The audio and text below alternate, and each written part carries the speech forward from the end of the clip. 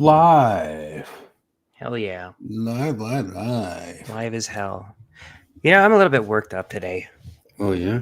Yeah, I'm a little bit worked up. I just feel like I've spent all this time talking about marginalized people, talking about, you know, how you give us your tired, your huddled masses, seconding immigrants.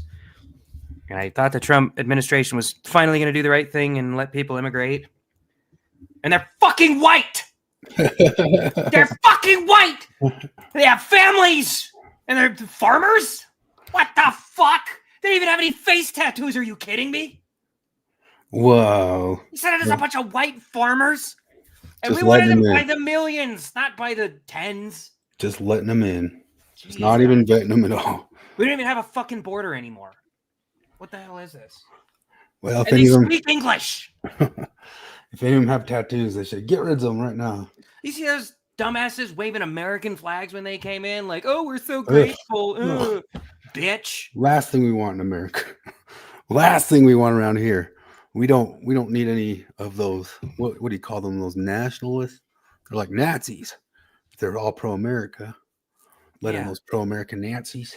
Yeah, the Nazis were famously pro-American. Mm. That's been such a weird, ridiculous thing.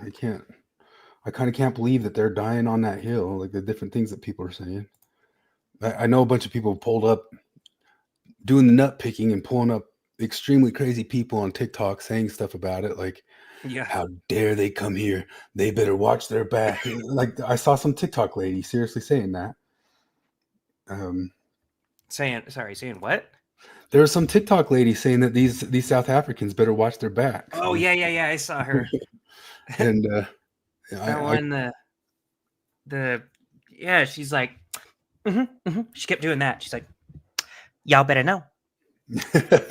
American blacks, they're liberated. Yep, that's right. Yeah. They're liberated. We're not gonna put up with your shit. And y'all, if you come here, y'all better sit down and don't touch nothing. Yep, that's right. Because y'all don't have Secret Service. That's right. Then there's a couple CNN ladies like saying they should go back to where they come from. Which I know that was the funniest shit ever. When did they come to South Africa? Like 1400?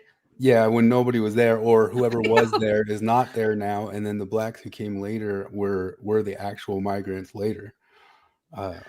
Holy shit! Which is really, really strange. But so the ladies like saying they got to go back to where they came from, which is not South Africa. It's not the United States of America. It's Germany or some shit. Is what she says. The funniest part to me was first she said, "Well, if they don't like it there, they should leave," which is like a Republican line from forever ago that we've all boomerized, and they've all said that that's a stupid line. And then the guy was like, "Well, they did leave."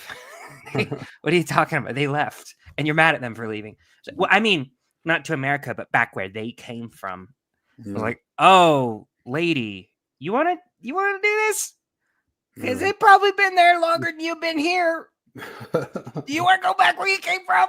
If that's what we're doing? And at what point in time? Like, how long do we have to go back to where, like, that's where you're from? This is like, oh shit, it's 4,000 years. We found out you got to go back in your ancestry exactly 4,000 years. Turns out mine were in Ohio somehow. Didn't know that. That's wild. Some of them were in Ohio. There were others in Africa. Oh shit, then there was some in Sweden. And fuck, what do we do with this? What do we do? Well, we got Brian Wimmer here already. Starbase Co-op. We got Troy. We got Risto. We got Steve. We got Anglo English, which I think is Sinatra. That's got to be Sinatra. Ryan Wimmer's there. I didn't see him. Oh, I don't see his those comment. mad about the airplane gift are racist. Democrats wouldn't say anything if it was a white country. Yeah, I just can't see his. You're not seeing it? Well, I see it on the StreamYard thing. I just don't see it on the YouTube chat. How quick? We shadow banned him. We shadow banned him on the YouTube. We shadow banned you. Troy Levitt, as a Gen X, he doesn't care what we did. It's free pass. I don't see that one either. What the hell? Yeah. You got Jack Black fatigue. That's a good one. Yeah, I got Jack Black fatigue. You want to know why I got Jack Black fatigue? Because Uh, we like. I mean, I've had it for a while. I've been hearing. that's a real fatigue. No, I know. I've heard people. I'm glad. I keep hearing people talk about Jack Black fatigue, and I'm glad people are jumping on the train because I've been sick of Jack Black for a while now. And you know how, like, anytime you're in a movie theater and Jack Black is always there, like talking really loudly on his phone, Mm-hmm. or like you'll go to a restaurant and like Jack Black is there and he is just throwing shit around, or like you're in a CVS or a Target and Jack Black is like looting that shit because some druggie overdosed under a cop's knee. Yeah. I'm sick of Jack Black. Oy. I'm just kidding. We watched the Minecraft movie. I tried to. I was like, we love watching stupid movies. And how was that? Well, we got like 10 minutes and we're like, this is too fucking dumb. I hate it. They keep letting him. They let him sing. I hate Jack Black songs. I hate them. I hate them. I hate them.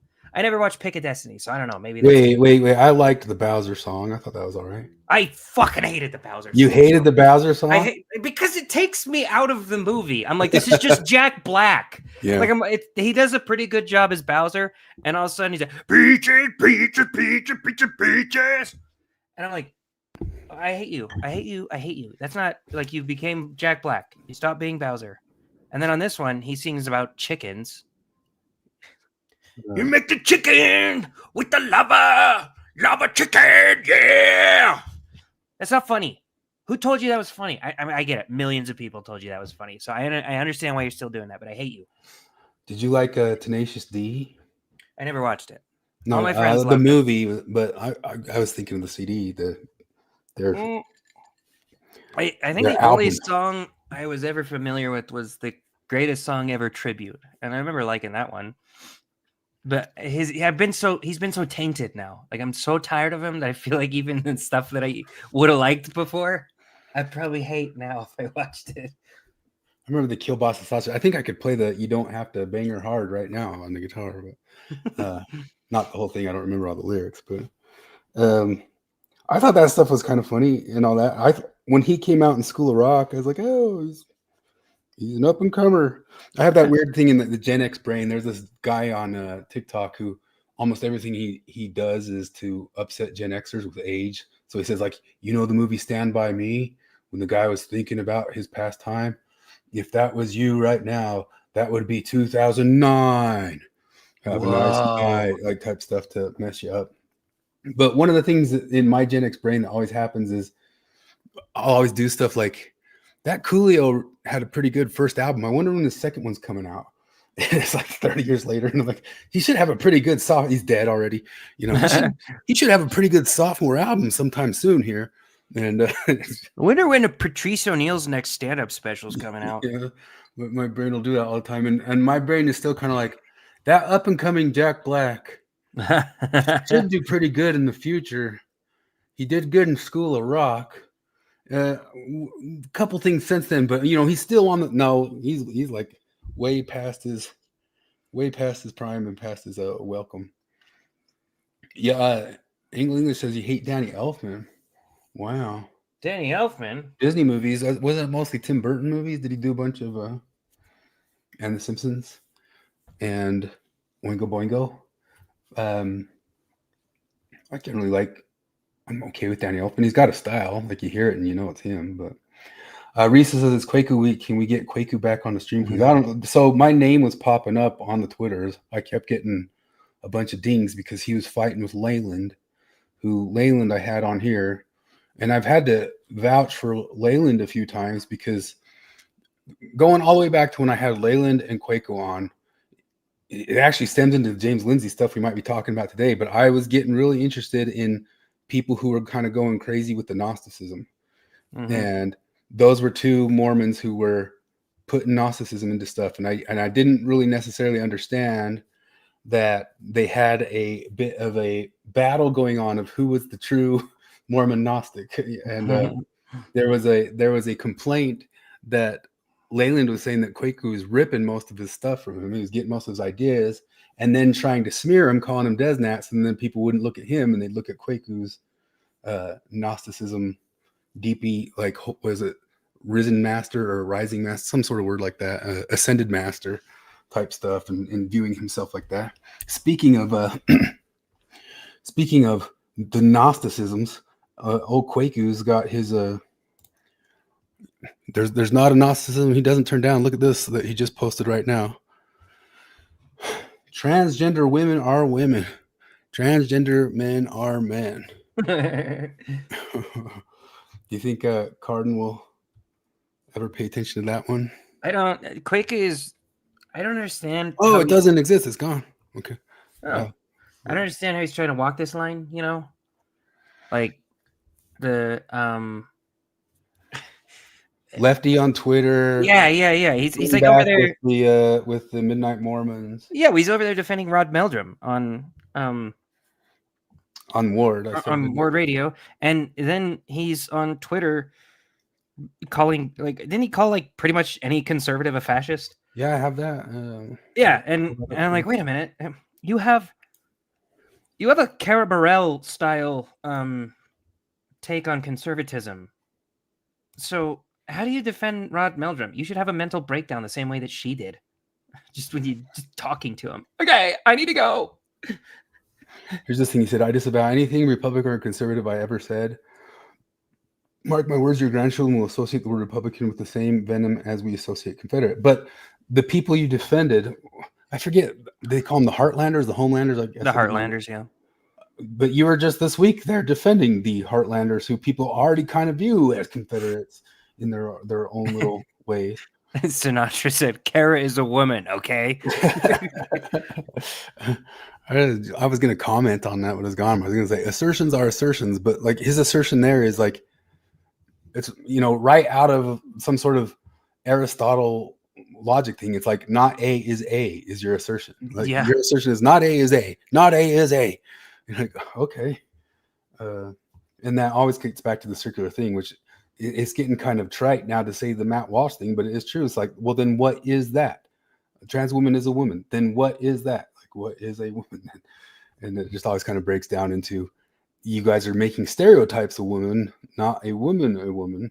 It is one of those things that I'm sure people are kind of, it's almost played out, the what is a woman question. Yeah. But also it's still real, it still works. They still don't answer it. Good question by Reese, though. Will he date one? If she had a big enough cock.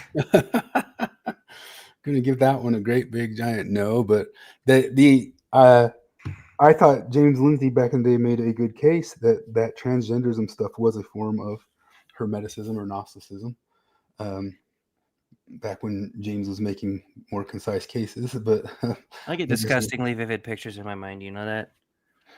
As soon as he talked about Kwaku dating a trans woman, I just pictured them making a perpetual motions machine out of their balls. Just that's disgusting. God, I hate myself. So anyway, I kept getting tagged and stuff because at one point I had defended Leyland, just in the sense of that when Leyland came to talk to me about the Ezra Ziegel stuff, which I haven't checked to see. Ezra, do you know that video is by far our highest view video? It's that's wild. 4,000 views or something like that. And I have no idea. Should any of that have come true by now? I don't even know. I haven't kept track on the Let's get audience captured and just go lean full into it. Yeah, get the views. We can we have to just keep doing that for a little bit. We'll get totally monetized, and then Divas, when he strikes us, it'll actually hurt. It'll actually hurt. He's taken away. I saw his Patreon. His Patreon makes $88 a month, and well, I guess a Patreon's you can't really have a Patreon if you don't have anywhere to post. Maybe if you're still posting on the Rumbles. Who? Divas? Divas has a Patreon. $88 a month? $88 a month. Yeah. Who the fuck pays it? Nobody watches his stuff. He's got it. Oh, he thanks him at the end of each one of his videos. Fake. He just made him. If Flip texted, he said he's gonna be late. Do you say how late? No. Here. Oh, stop sharing. Maybe Flip can't be here because I was gonna start out with some. Well, while we're waiting, we could Risto had a good idea. We could do a Black Rifle coffee ad. We don't do that. We are coffee brand coffee loyalists, okay? And you guys missed out on the chance to get your Mother's Day basket. It was seriously one of the best things, but we do have a back order, and we are just crazy enough to sell them for 60% off if you use the code quartering69. That's insane, but you had to like tack it around like some sort of Diddy news. Like Diddy, it's gotten more disgusting. His child's gotten twice as gross. It's so gross. Here's the news. Some people are saying that there was some sex stuff going on at parties. Oh, it's so gross. Almost as disgusting as I feel when I give away my gift basket for 30% off. I know you guys are getting tired of hearing that. Yeah, we are. You want to know what? I kind of realized I've got another one of those channels to throw under the bus that it took me a while to kind of go, this is kind of the same thing always. What? It's We Are Change with Luke Rudowski. I don't think I know that one. His videos are almost always the same thing, some sort of thumbnail of like, the end of the Jews is happening, or something like that. Netanyahu and Trump go to war. And he's like, well, isn't it? I don't know. But come buy my stuff. There's merch. But he kind of made a big name for himself back in the day because, you know, he's been on Tim Pool like a million times. And he was on it like almost constantly back in the day. And I think Jeremy the Quartering picked him up after a while. And he had good stuff. But back in the day, he actually did real stuff. Like he went to the what's that grove, the Bohemian Grove stuff, and he went and confronted some of those people from the Bohemian Grove. So he used to do kind of confrontation videos, and he's really wrapped up with James O'Keefe stuff right now too.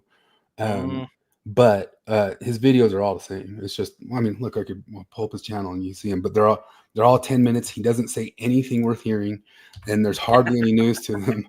And the problem is, like, I like the guy, just like you say, Jeremy. Like, I like him, and I like him better than other people. But after a while, I'm like, wait a minute, this is slop. I don't know. I think I could hang out. I think I could hang out with Jeremy or something. Like, we probably don't have much of the same interests. Like, he'd probably real into board games and shit or whatever. But I could have a beer with him. I think he'd be a likable, nice dude, a nice neighbor.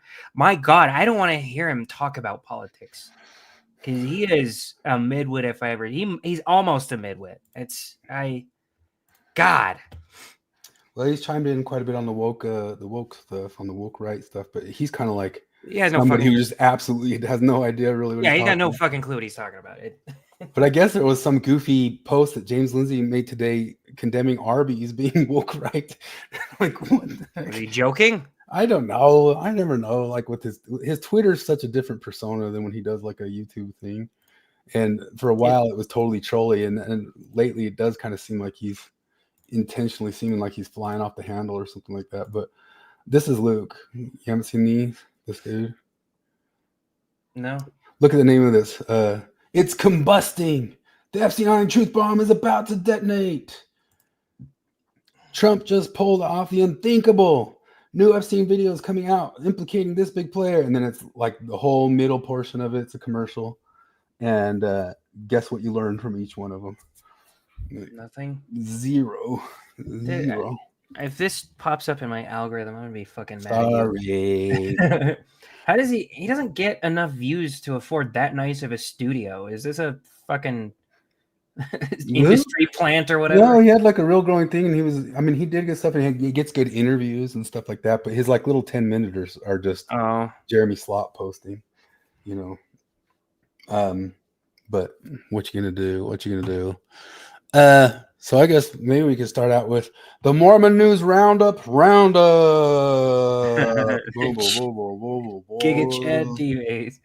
Chad Davis. That's his Patreon. I covered up his amount, but I mean, I guess I pull up.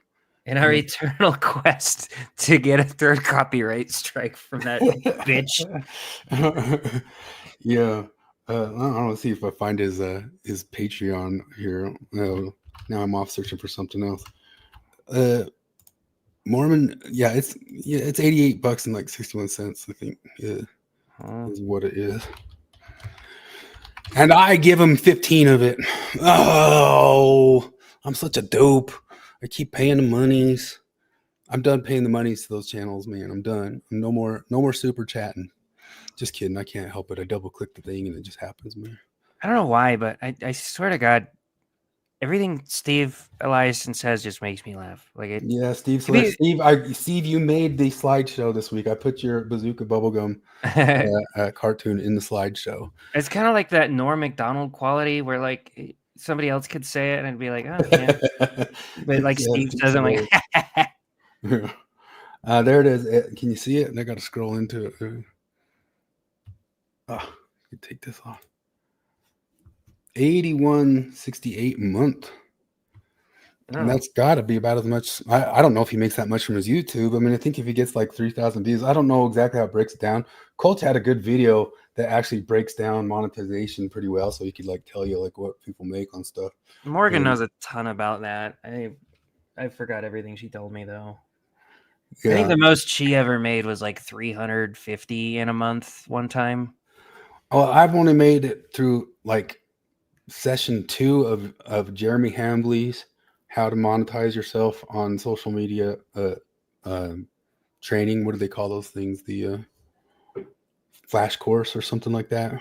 So I got a long ways to go, but when I get through it, I will be the slop. I will out slop Divas.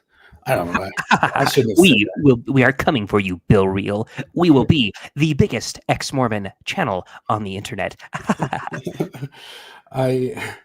Oh man, I could not outslop Divas even if I wanted to. Like if I got like some real big hankering to beat him, I couldn't do it. Hey, get us to where we can make shorts, and I'll make you a ton of Diva style slop shorts. I think we only need like 100 more people to make shorts. They won't be as well edited because I'm not going to put that much time into it. Yeah, well, the 3 or 4 I already did were pretty shitty and badly edited by me, but they were just, damn it, Karen. Yeah, but I guess Karen. And that's the best takedown of Dan McClellan ever. I haven't read his book yet or anything, but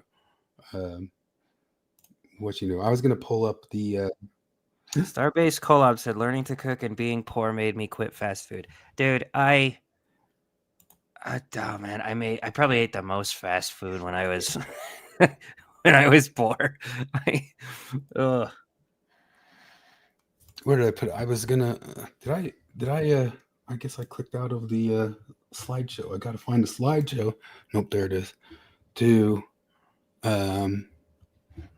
just show that I got Steve's comic. Oh, and Steve also showed us that Mark Twain agrees with Michelle Stone. Did you know that? Was that what I actually didn't read that page. I saw it and then I had to go do something. Yeah, I read the page and it totally says Brigham Young ripped off the religion, said it was his, and added in the polygamy.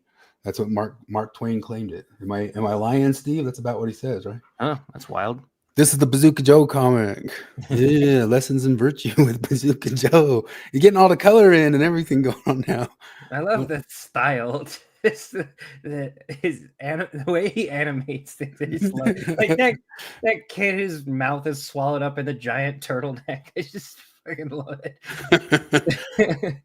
One day around 1971, I saw a piece of paper on the ground. It was a Bazooka Joe. Are those even around anymore? Can I order? I'm going to look on Amazon right now. I don't even really know what they are. You don't know what? Wow, my gosh! Dude, dealing with a Gen Alpha. BazookaJoe.com. They still have a website. They do. 6-piece wallet pack, 225-piece tub. I remember when I played Bazooka Joe. Wow. Available in stores and online. See, my old shit is like, I wonder if HomestarRunner.com still is around. It's only $18 for 225. Look at all these.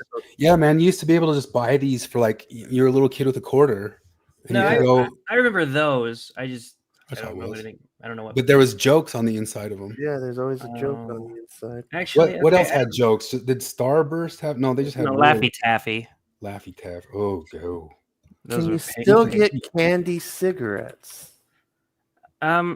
Is there I've seen them somewhat recently. Every now and then you'll find them for Halloween, but like Walmart stopped selling them. Last Halloween, I was looking for all the old school 1980s shit candy, and I felt bad for kids that they didn't go to all these different houses to get shit candy.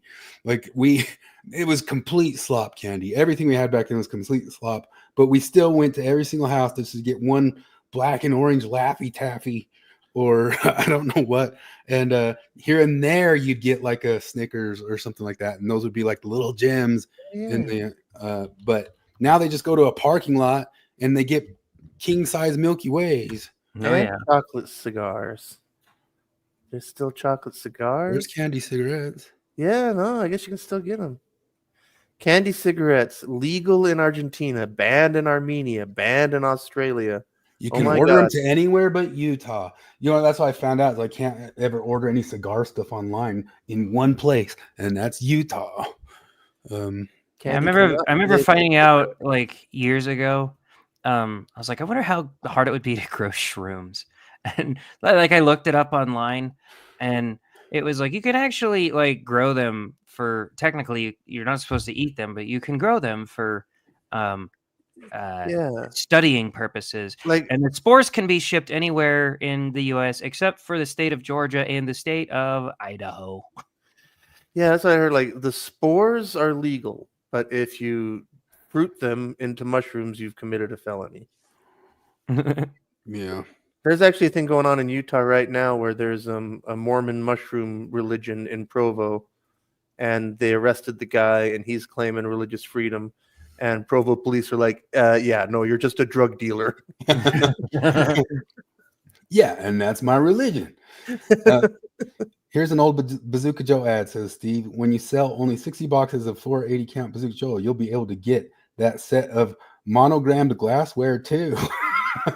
Mm. What are you talking about? Starbase collab, some sort of dieting or something like that? Nice. From 250 to 180. Way to go. You want to hear a funny radiation story from this week? Mm. This was my wife and her friend like to watch really stupid shows like Sasquatch hunters and ghost hunters and shit like that, and they just kind of laugh at it. They watched this one called Skinwalker Ranch. Oh yeah. And there's this part where they're going through the ranch, and the guy's like, "Something's weird here," and the guy had a radiological dosimeter on him, like he had a professional with him doing that, and he's like, "I absorb. Oh, look at this! The reading is 150 millirads per second," and I wasn't even paying attention, but all of a sudden I perked up. I was like, "What the hell did he just?" It's millirem for starters, but also I cannot find. I even looked up. I can't find a single dosimeter that reads out in millirem per second. They all read out in per hour, right? And 150 millirem per second is 540,000 millirem per hour, which would be 540 rad per hour. And just for reference, there's this technical term. It's called LD 5030. It's lethal dose 5030. It means that if you're exposed to this dose,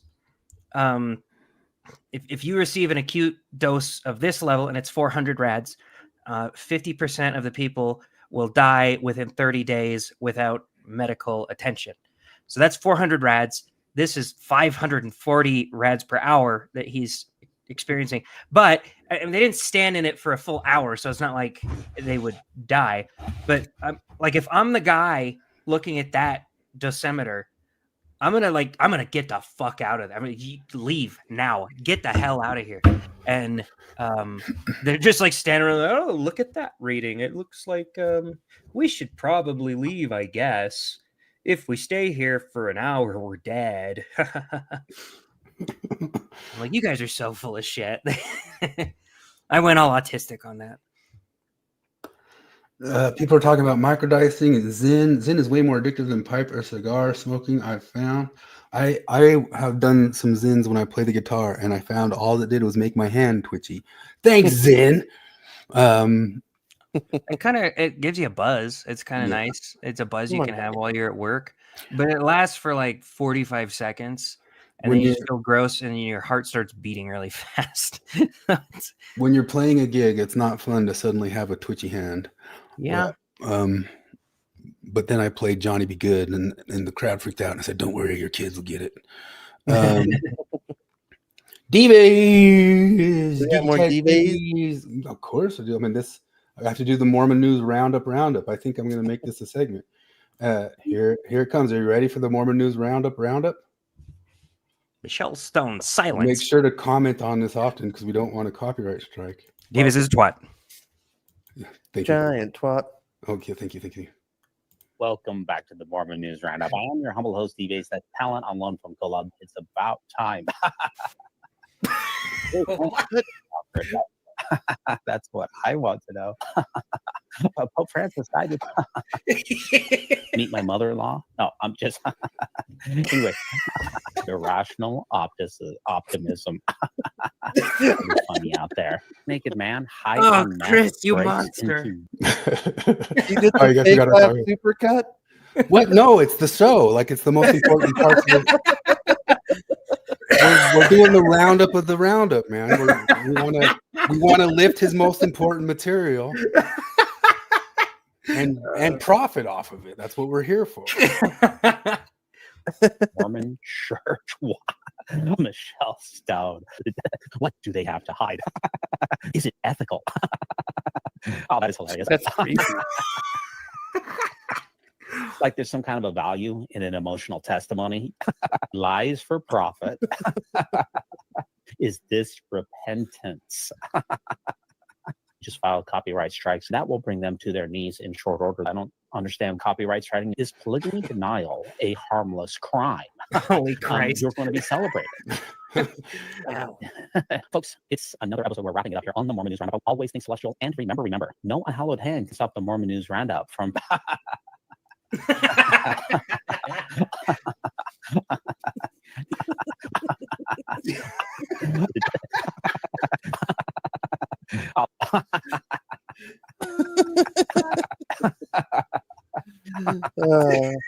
don't understand copyright striking. So this segment's called Twat Watch. Oh my God. God. Okay. I gotta Now, tell you now, I'm gonna bail early on this show because I'm 1/3 through the Great Awakening. I've heard that before. What's that? I'm currently scheduled to work 12 days in a row, maybe 13. Oh my goodness. Doing a bunch of overtime.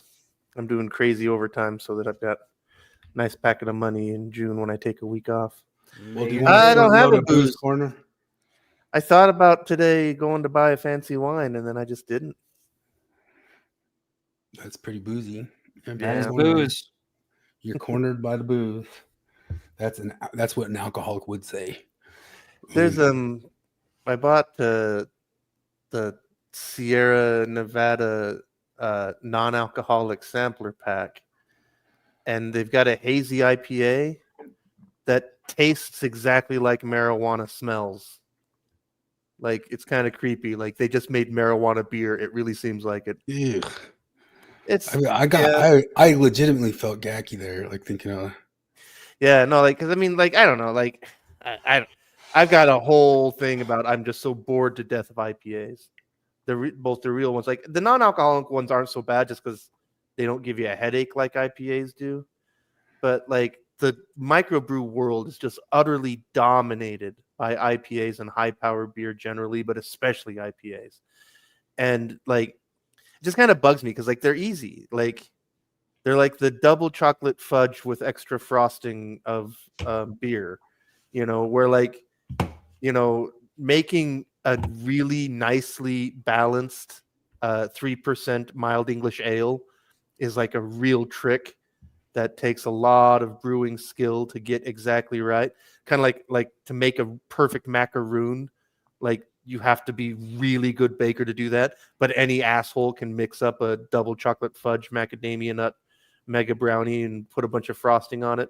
Like that's what double IPAs are to me. They're just easy, and it pisses me off because they're 98% of them are bad beer. And yeah, but they just totally what makes something an IPA? It's an India Pale Ale. It just means a lot of malt, a lot of alcohol, and a lot of hops. It's literally beer just turned up to double. I heard that they made it so that it would like stay strong delivering to India from England. Yeah, like so the whole point of it was that during the British India age, Regular old English beer didn't survive the 6-month trip to India. By the time it got there, it was bad.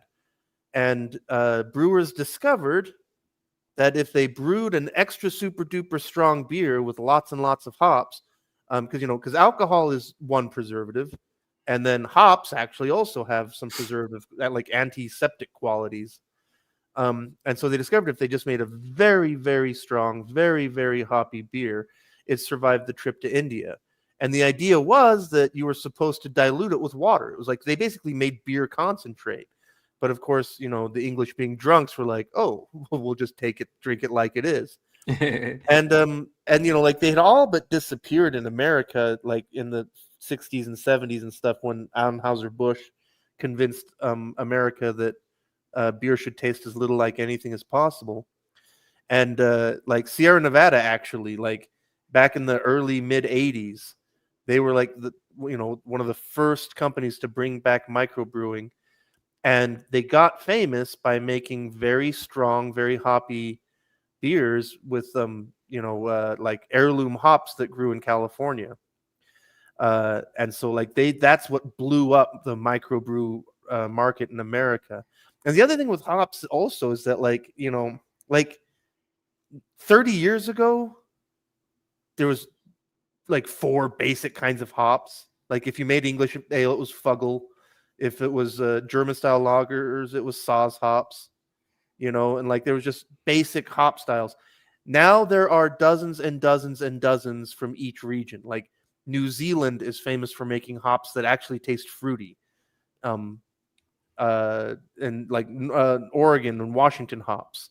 Like there's all these like territory, what's the word I'm looking for? Like terroir-based hops. And there's 10 trillion varieties.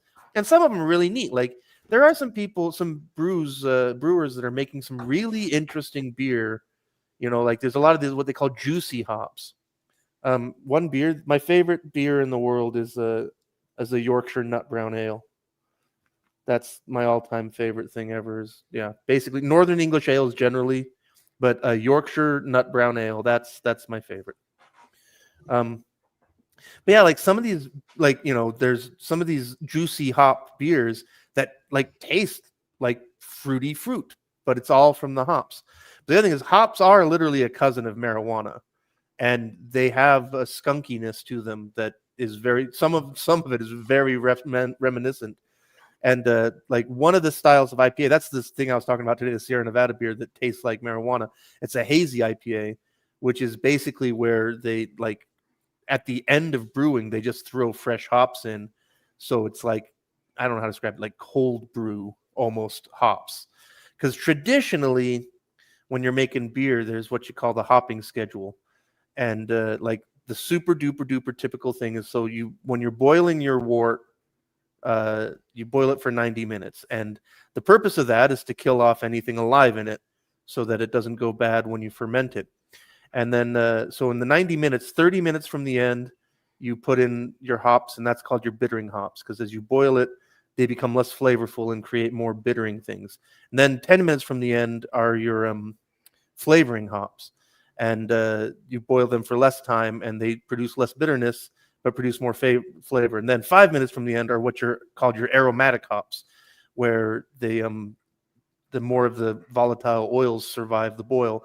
And like that, between the 3 of them, you get your bittering, your flavoring, and then just a little hint of the aroma. But because of all this hop revolution, like a lot of these hazy IPAs, like you smell them and it smells like marijuana sometimes. And it's because they're literally just taking fresh hops and not even boiling it, just letting it sit in the wort once it's cooled. And it just makes it like herbal tea marijuana beer. And when it's done very, very well with some balance, it can be really good, but most of it's just shit.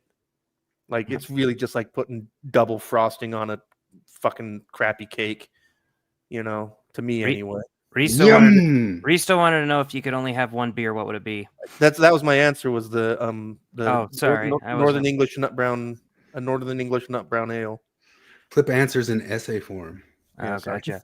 So Starbase Collab said best friend had to get stomach pumped from a half gallon of Fireball. Oh God. Oh. Just the syrup alone, and I hate Fireball. Heineken is interesting because the skunkiness of Heineken is normally considered a fault in beer, and it's because it's what's called struck, where if certain kinds of beers get exposed to UV light, something happens to it or makes that skunkiness, which again, like normally that's considered a fault and it means you throw your beer away. But if you do it just right, you get a nice effect. And that's also why Heineken comes in green bottles. Brown bottles stop UV light, but green bottles don't. Although like nowadays, that's just basically for tradition. Like I think they literally pass it under a UV light. Whereas traditionally, you just let it get exposed to some sun. See, I knew I only had to pause for a second, and you'd have like a fully fleshed I know. out. Like, I don't really have a booze corner. Well, somebody asked me about beer anyway.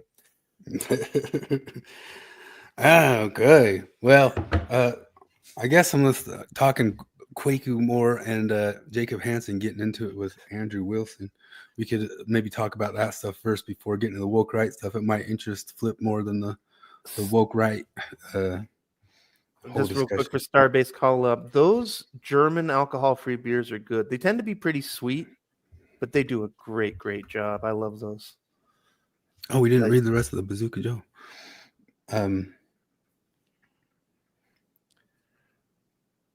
Queso Supremo. I like that. Ideas for beer beginners. I mean, I go get a flight. I mean, depends on what kind of person you're like. Like, for example, some people instantly fall in love with Guinness. I sure did. But for some people, it's just they don't even know what's going on in their face.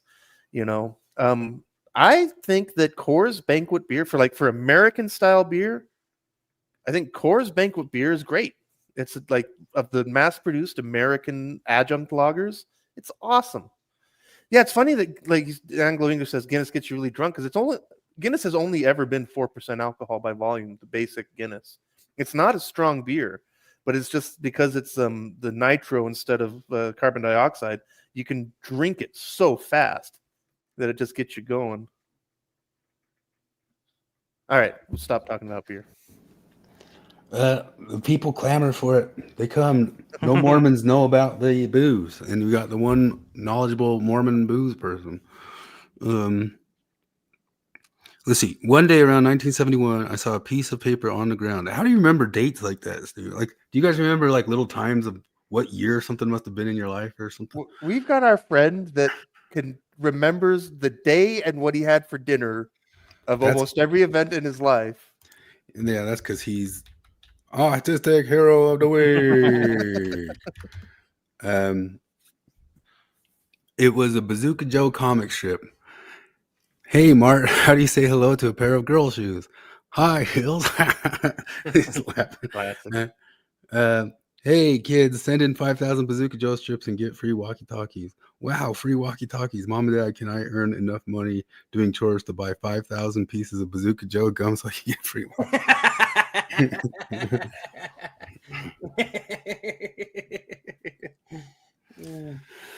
Yeah. So I guess it was all blowing up. Oh, this was a good one by Mormoner. I thought this one was funny. Wanting red pill, wanting to get married, blue pill, being freaking weirdos, RMs. Did you just take both pills? That's good. Yeah. Jake Tapper uncovers startling evidence that Biden's decline was covered by Jake Tapper. That shit. I read. He released a book about the cover up of Joe Biden's senility, and then he hasn't released it. It's coming out on May 20th. I know that because I'm gonna fucking get it. Oh, really? I read the other one, but I can't remember the name of the authors. But they did a pretty good book on how Biden got lucky in 2020, and then they did one on the cover up. And it was pretty good. I really want to read Jake Tapper's book because when I heard that, like, oh, they're releasing another book on the cover up by Jake Tapper, I was like, what? What? So people have already put like highlight reels all over Twitter of him. It's exactly like when the O.J. Simpson, How I Did It. Like, yeah, it is. It totally is. And it's so funny, like you have to get old enough and be around the news long enough to see the way they tried to, I don't know, reframe a story to not look like the idiots that they were through the whole entire thing. And I think maybe that's one of the reasons why people start leaning a certain way as they get older, because they see the bullshit over time. And the people who don't and just keep going right along with it, like I don't know, like what human being is listening to Jake Tapper going, "Oh, wow," like Those bastards covered it up. Can you believe those bastards? and I guess George Clooney came out and said that he did some fundraiser for him and he didn't recognize him at all. Yeah, he said like it's George Biden. You know George. Oh yeah. Yeah, nice. Thanks for coming. George Clooney. I got Thanks for coming. after the Yeah. Thanks for coming. Thanks for being here. the chat. Beer and lemonade is called a radler. That's the official name of mixing beer and lemonade. I gotta keep getting back. You don't have to go all the way back. We're done. The funny I part gotta go is, through the. Go ahead. The funny thing about we lost Jerry. He's gone. I hope What's Idaho, the Comey thing? I hope I Idaho saw didn't. somebody reference the Comey. I don't drama. know if they were referring to that James Comey's daughter was in the Diddy parties. I don't know if that's what they're referring to. Oh, But it could have been that. What were you saying, Jerry? oh, the crazy part is this big expose on in Jake Tapper's book, like the big spoiler that he's putting out there for people to want to buy the book is that his staff was worried that if he took another fall, they were probably going to have him in a wheelchair for his second term. Oh my and gosh. and I was like, well, duh. I don't. That's not. Were you thinking we were worried about his physical well-being? He was physically like. I mean, we made fun of it. Well, Is it it came up absurd? because one of the things that's a sign of being senile is the short steps and the way he walked. Sure, but the big expose in the other book that I read was talking about how when he went to a New Jersey benefit in some senator's house, like they had to put fluorescent tape on the ground to show him where to go. Oh my gosh. Yeah, but they said they tried to train him to take longer strides so he didn't look so senile, and it didn't work and stuff like that. The way they're talking about this guy is the exact way that like my parents talk about my Alzheimer's grandfather. We're trying to get him to walk a little further, and he's a little bit better at around 2 p.m. We don't really want visitors after 5. You want to know what really freaks me out about AI images? Like AI totally knows that I have stigmatism in my eyes. Like you can see it ever so slightly, like if you look at it, but like the AI totally picks up on it and kind of exaggerates it every single time. It's wild. Like I know that it knows that I have it. Let's see. That's such a good one with them. Oh, I don't know why this one keeps making the thing. I just like this one. I mean, Jonathan made a bunch of claymation fighters. What was that? Celebrity deathmatch. Celebrity deathmatch. This one just, I mean, you couldn't kind of capture the essence of Bill Real. Like it didn't look like Bill Real if you made when he made like King of the Hill or something like that. He just looked like Guy. Because it kind of looks generic, but yeah, this looks exactly. You could tell it's Bill Real right away. This one's Bill Real. LDS theologians confirm apostates will be sent to outer darkness where there is only weeping and imagined dragons. I think enough time has passed that we can release our lost episode, can't we? Oh yeah, I could drop it. The problem is I think I still have to line it up. I can show it. I've got it like right here. Oh, but, do you? Yeah, this is right here. That was fun. We need. I can't go backward in the StreamYard. I mean, I could just try to drop it. The problem is I was going to try to also line it up and give times to the movie because we couldn't like watch the movie while we did it. Oh, that's right. It's just the audio. It's not. So I'd have to put like work in it, and so I couldn't like edit it and make sure that it was exactly right. But if people just kind of want to try to follow along with the movie or just watch it, but we were hoping that it could actually be like a Mystery Science Theater 2000 to it.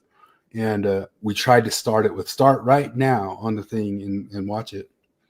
And I think I could do some work and make that line up a little bit better, but I could also just drop it.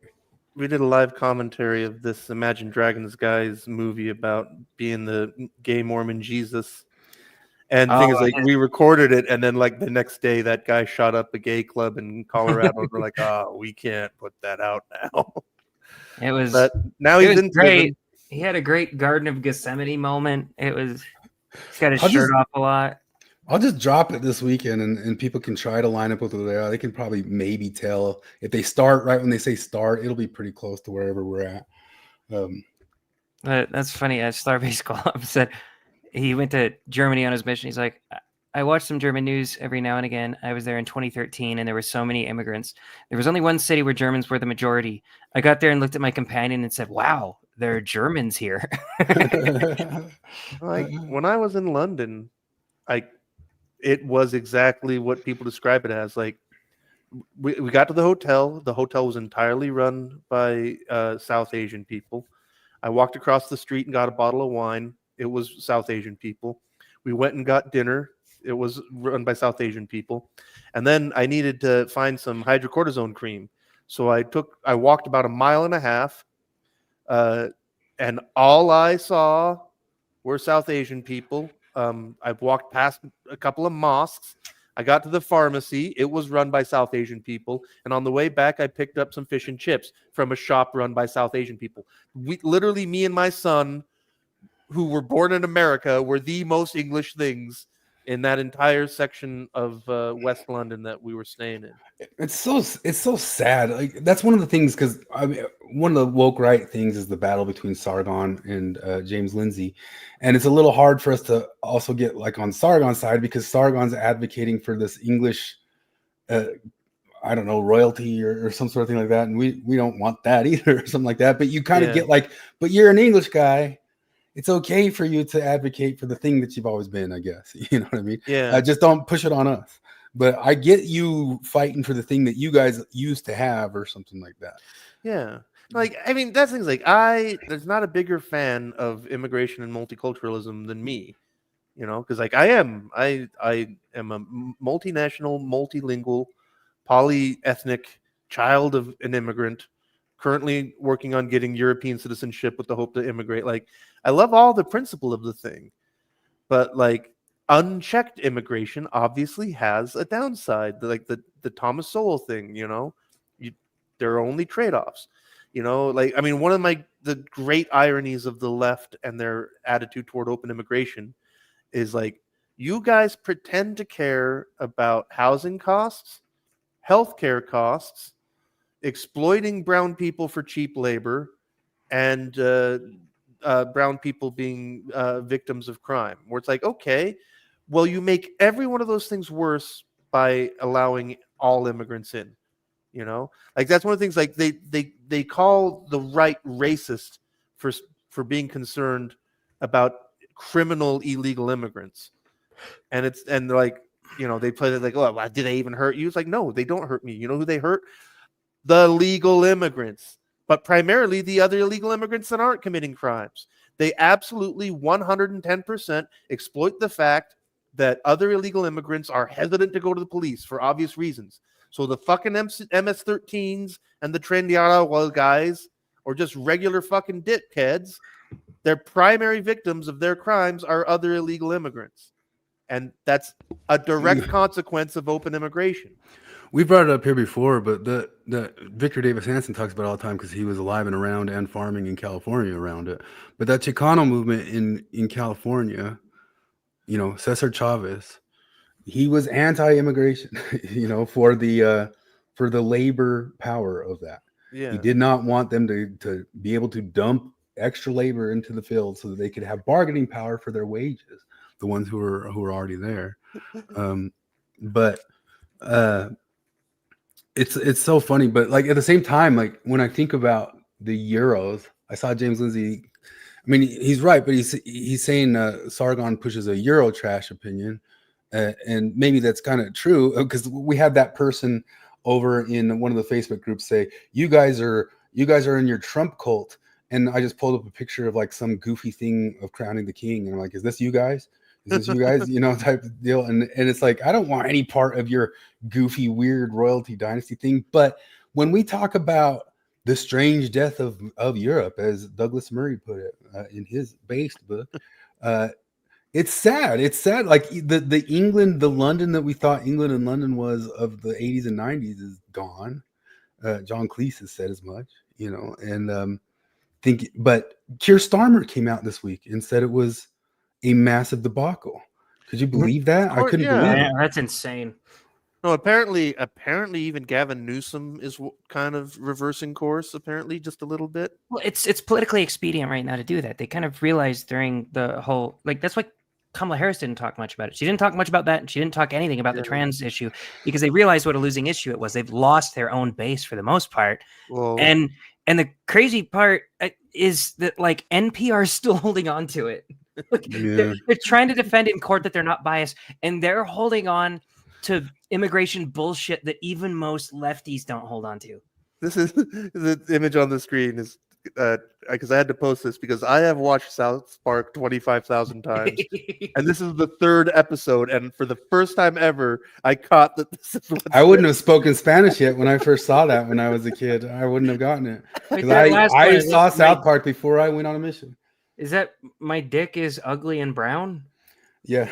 Yeah. Okay. I got a big brown dick. Suck my titties, my boobs. You remember there's a restaurant around here called Chi-Chi's? There really was. It was over on Redwood, and it used to make all the Mexicans laugh. And that was almost like sometimes when I think about 85 to 95, like how much there wasn't Mexican restaurants around. Do you remember that? And you'd see a restaurant. Go ahead. Is Fea ugly? Yeah. Okay, that's what I thought. But it's gendered there with the dick, which is female gendered. Explain that one. But that's a plain word for dick. I guess Kweku's right. Dicks are chicks. Dicks are women. Don't touch my balls. Yeah. But all the jillion times I've watched this, because the thing is you barely see it because I had to pause it right there because Mr. Garrison walks in front of it, but so the whole joke is only visible for a half a second. Oh, really? But yeah, I was like, and they're probably just able to slip it past censors back then that they didn't know stuff like that. Oh, for sure. Casey Supremo says, I'm a public defender and had a client where the complaining witness very much sounded like a labor trafficker almost, and my client got in trouble for reacting to it. Ultimately, there was good outcome, but still frustrating, took advantage of other immigrants. Yeah, so almost any immigrant that you come across that's come across a border, they've gone through polleros. And when they go, the polleros are the people that they like. The Mexican side is 1,000 times more regulated by cartels than the American side. And you do not get to that border without going through paying polleros. And that's a rape factory. It's a child trafficking factory. It's a money. I mean, the best thing that happens to you is you get extorted for money. That's the best result. Yeah. Why are the women coming through the border on birth control? Interesting question. Oh, it's because they know they're going to be raped. That's why. So you don't want to. It's like when they had the completely open borders, like the past little while, it was basically just like saying, come pay the cartels to, $5,000 a pop to get across and that sort of stuff. How last year we were looking back on COVID shit and talking about how wild it was. And then this year I'm like, oh my God, it is insane that we had a sitting president use verbatim, surge the border. Yeah. Oh yeah, that's right. What are you talking about? So it was real. I'm working in just employment. It's real. You can employ the people because they actually get cards and all that sorts of stuff. But I've said a million times for 20 years, you could pick out fake cards and you could see real cards. And only in the past 2 years would you get an avalanche of real fakes, which was you could tell it wasn't their name. They went by a different name on everything. They had a different email. They had a different everything. But then they had this whole other name that didn't even seem like a Hispanic name. Sometimes they have these really weird names, and you just know it's not their actual name. You call them by it, and they don't recognize. Who? Me, and they have real cards for them. And so you're saying are you saying the driver's license says Daniel McBride, and they go by, and then the card says Jose Esposito. Yeah, and they go by something, but it'll be stuff like Jose Esposito with double S's in the last name. Oh. There's And a you'd be guy like, like what? And I'm yeah. telling you, that's like the biggest like giveaways. Like, what's all these spellings? Like that's What I like is, we worked with a guy, and it's like, well, because we worked with 10 million Latin Americans from all over, from Venezuela, from Ecuador, from all up and down Mexico, from Argentina. We asked one of the guys with heavy accent, looks just like Ricky Ricardo, like, oh, where are you from? He's like, San Diego. Like, no, but like, where are you from? He's like, I was born and raised in San Diego. Like, no, you were not. Like, well, that's the other thing too, is they're all Venezuelans. Every single one of them is Venezuelan. they are now, yeah. And they drive me nuts, the Venezuelans, but that's just me saying the South Americans drive me nuts because hardly any of them are Venezuelans. Like some of them are, but they all say that they're Venezuelans. And then you just talk to them for a minute and find out they're Colombian or Ecuadorian or whatever. And they'll just tell you, they don't even care. Like, just go into it. And the Mexicans go crazy. The Mexicans go crazy about it because they still don't get that access. And they get so mad. And then the Venezuelans, even bragging to them about like the food stamps that they get and the housing subsidies that they get and stuff like that. And it drives like, I'm telling you, if you go on like the TikTok between Mexicans and Venezuelans, it's a straight up threatening gang war going on TikTok on there. And I have this Mexican who comes and shows me the TikToks like every day, and they're bad mouthing each other and all that sorts of stuff. But before I go, because I'm going to bail before I get sucked in, I had NPR news from this week, just how shitty NPR is. So, like, it was yesterday or the day before, they have this, they did an investigation, and they're like, three members of the Trump admin, we have found their words, close ties to anti-Semitism, right? And so I just read the very first one. I don't even remember who the guy was, but the close ties to anti-Semitism was that the guy at one point advocated that Nick Fuentes be unbanned from Twitter on just freedom of speech grounds, and was apparently, and this is what NPR said, was spotted in the crowd at a Nick Fuentes event. It's like, okay, so those are the close ties. Like, that's your close ties. And also, just to be certain, I looked up Nick Fuentes, and it's kind of fuzzy how anti-Semitic he is, because he says shit and then he comes out and says, I was joking, I was trolling the media and shit. So, like, I don't even fucking know, right? But then it's just later that day, they've got a story about, like, Turkish college professor is ordered freed from immigration detention while he awaits trial, right? And I just read it, like, in classic NPR, no mention of why he was detained at all. So I'm like, well, I'm going to look this up. His father-in-law is a Hamas guy. Oh, God. Wow. And so, like, but that's not a close tie to anti-Semitism. No. Literally being married into a Hamas family, not a close tie to anti-Semitism. But a guy who believes in free speech, and then again, like, spotted at a rally, like, there were probably left-wing journalists at that rally. Now they have close ties to anti-Semitism. It's just the stretch that NPR goes through. It's so fucking ridiculous. I don't think it was NPR, but I've seen a couple articles talking about how a couple of those African refugees have anti-Semitic tweets in the past. Oh no! That's the other thing. It's Did like, they actually say it? They admit to it? I don't know. That's what they said. Like, it was just an article. I didn't dig into it and actually read the tweets. So I'm just like, I don't care. No, but it's the white African ones. So. All the news I've read about the Afrikaner refugees, only the BBC. Oh, it was the Afrikaners. Only the BBC mentioned that the South African government passed a law that says that you can take farms from white people without compensation. Like, they're the only, like, they were the only ones to even mention it. Like, NPR doesn't even mention, oh yeah, they passed a law that says the government can take farms from white people without compensation. Like, they also have something to do with what's going on. They also fail to mention that, like, a roving band, I don't know, they like raped a woman and her Murder. daughters and They killed him, boiled- and then they made boiled- the kid kill it, the Yeah. husband kill himself. They boiled a know? baby alive. They The BBC also mentioned that one of the Afrikaners said, like, "Oh, I've been getting death threats. Like, that's why I got on the plane, was because of the death threats."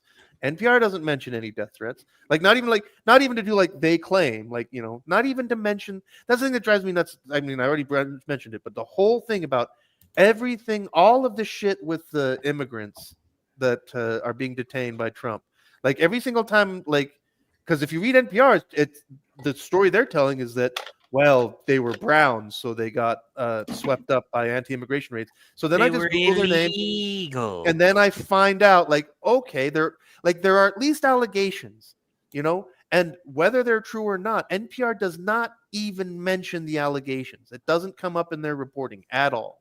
Well, they act like this is they keep acting like this is a huge gotcha. Like, Oh yeah, see, you guys let in 60 white people.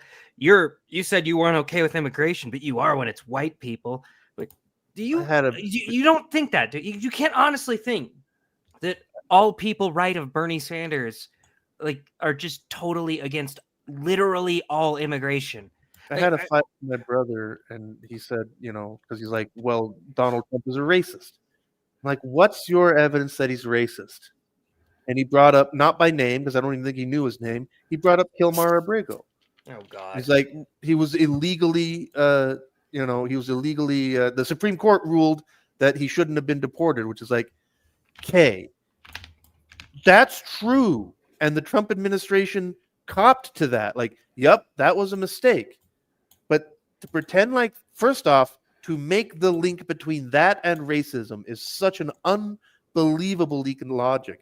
But also, again, because he, like my brother, unironically believes that NPR is totally fair and honest. Really? Well, and Yes, no. I don't think anybody thought that anymore. And it just got defunded like 2 weeks ago. We didn't even talk about that. Did it actually? My brother did not know, because I told him about it. My brother did not know that the editorial board and staff of NPR is comprised of 87 Democrats and literally no one else. In essence, like, do you think that that's an issue?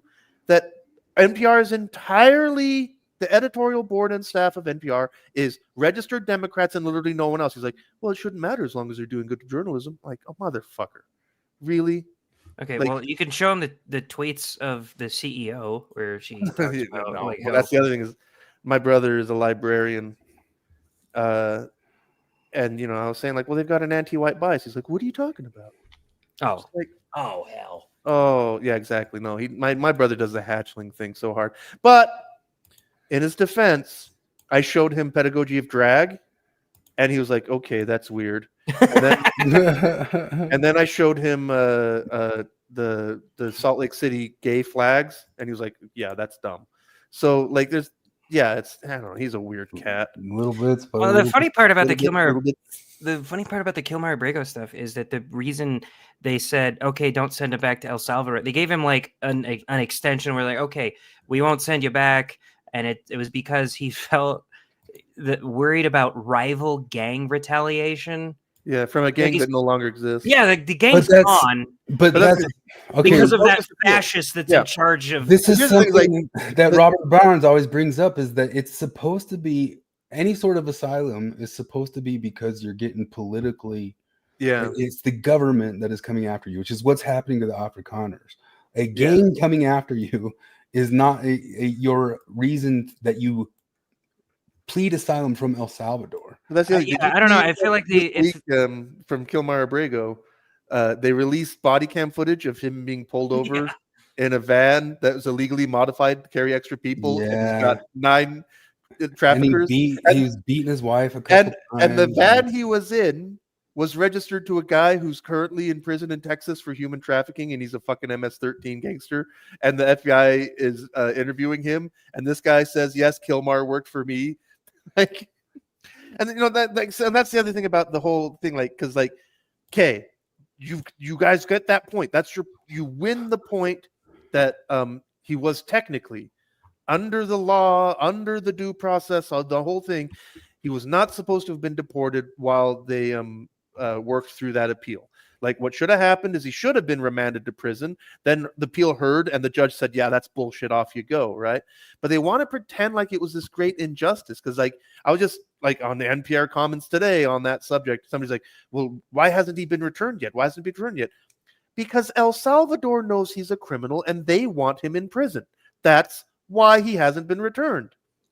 Like, if there was any hint that the guy was innocent, there would be a case, but we know he's fucking guilty as shit. I mean, people who read NPR don't know that. They think he's Maryland Father. But you know, that's the thing. It's like, you know, Maryland Father's the dumbest headline of since the hundreds and fiery, hundreds of but mostly thousands peaceful. of criminal illegal immigrants with existing deportation orders. And that's the thing, is like, the reason they glommed onto that is because they do have that one point that even the Trump administration admits that was an administrative error, you know. But to pretend like it was some kind of great miscarriage of justice is so dishonest. This kind of carries over into, and there it is, Jared. He put out an executive order. I don't know how strong all these executive orders are, but the executive order was just barely here in May to officially. I listened to a Wow. bunch of Supreme Court stuff today on Yeah. NPR. I listened to the Supreme Court hearing on this. And what did they say? They did it like I last is. week, and they were grilling her, and it was awesome to listen. It was cathartic as hell, but I didn't think that it had gone into effect yet. No. They're like, I don't, because like, it was all, you know, legal speak. It's hard to tell, and you know, they're usually pretty good at hiding their cards. Like, there is a real question here, which is that, like, you know, because somebody mentioned there's like 600 and something federal district judges, and in principle, just one of them can do an injunction and stop a president from doing what he wants, you know? And like, you know, on both sides of the court, the liberals and conservatives, you know, they were asking questions basically about this, like, and so I don't know, it's hard to tell. This is a really good video on it. Robert Barnes getting into the links, but he goes into he's an advisor to the team that actually argues at the Supreme Court, and he brings up a bunch of the details about how they overlooked stuff for Biden, and now they're doubling down on it for Trump and that sort of deal, and where it becomes a constitutional challenge to suspend the habeas corpus, and it's been done 3 different times before for different reasons that you could argue. Japanese American. But one of the points about this is this is a very detailed legal claim about this stuff. It's detailed constitutional law, and challenging this stuff or coming at these constitutional angles at it, like it's always been with Trump. Even when he was like challenging the vote in 2020, people keep saying that he's upending the Constitution or something like that. No, he's exactly challenging the Constitution the way it's challenged. Yeah. And if he loses, he loses. If he wins, he wins. But even if it gets to a point, and then one of the things that Robert Barnes gets into is that it is possibly read under the Constitution that those judges are overstepping their constitutional abilities. No way. That's one of the things that the Supreme Court guys mentioned today, is that like these questions arose during Obama and Biden. Like the same issues were there. Like, it didn't get pushed as far, but like, because Obama, like, he made executive orders about immigration, and then Biden with the student loan things, and a lot of people were like, can just one little measly judge upend this whole thing? I don't know. Like, for me, it is a real tough question. Like, I mean, this thing, of course, like, what we wish is that Congress functioned.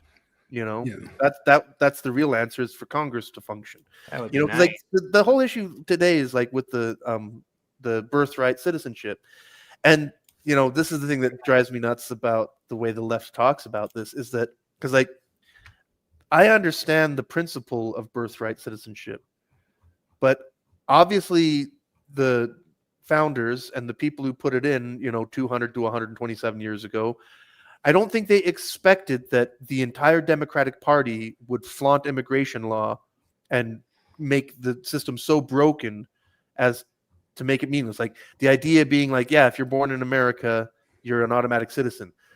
But now we have the situation where millions of people are illegally in America.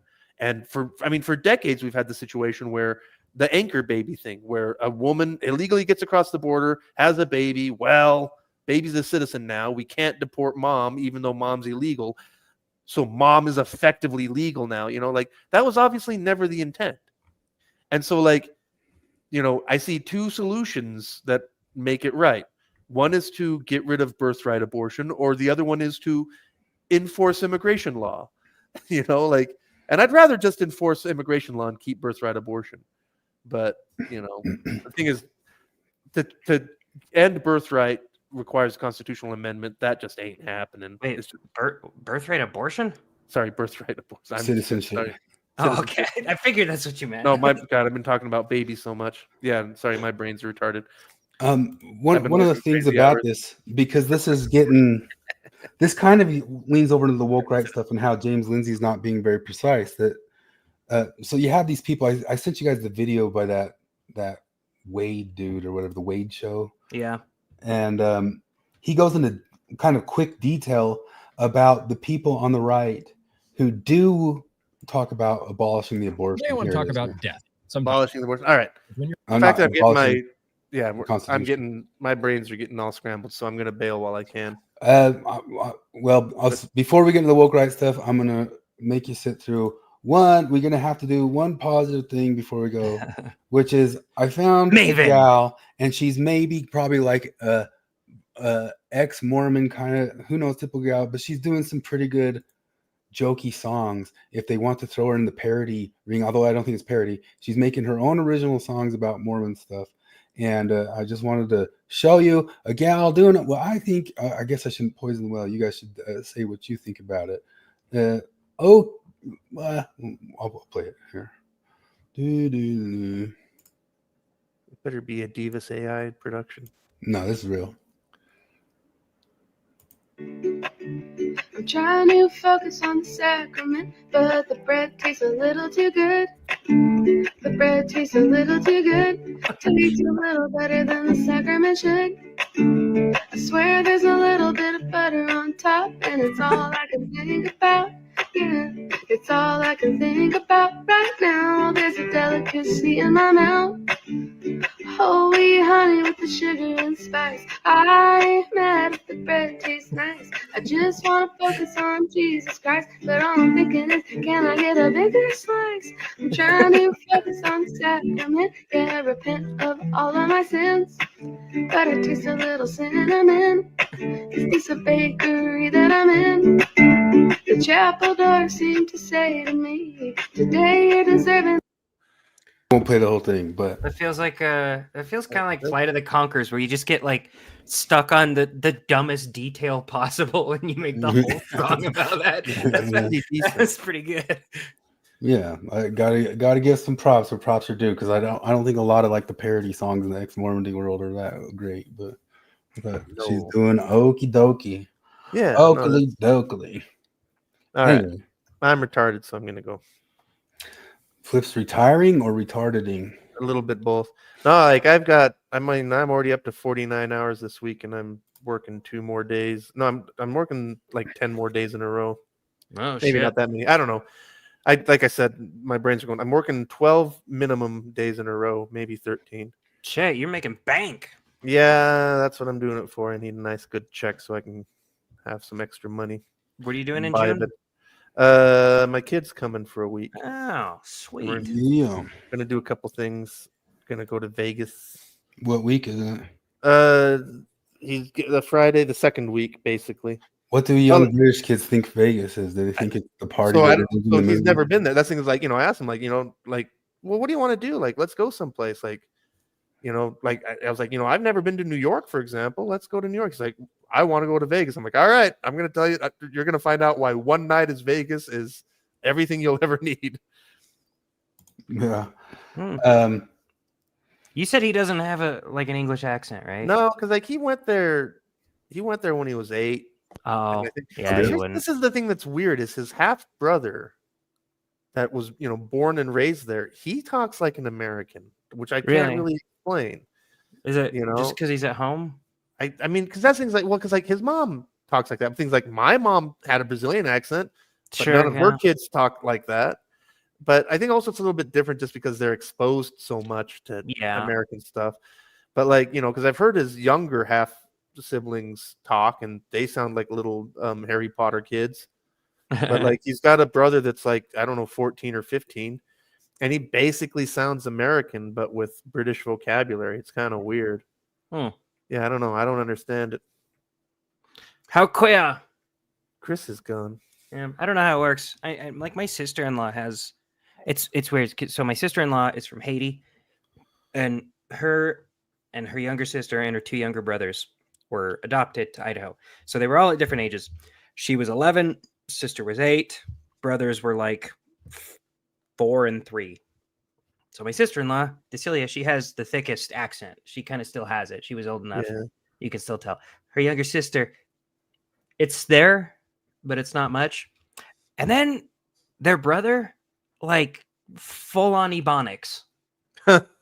It's wild because I'm like, wait a minute. You've lived in 2 places in your life, Haiti and fucking Idaho. Wait, I don't understand where you picked that up. That's from culture. Like, what's his name? J Rock from Yeah. Trailer Park Boys.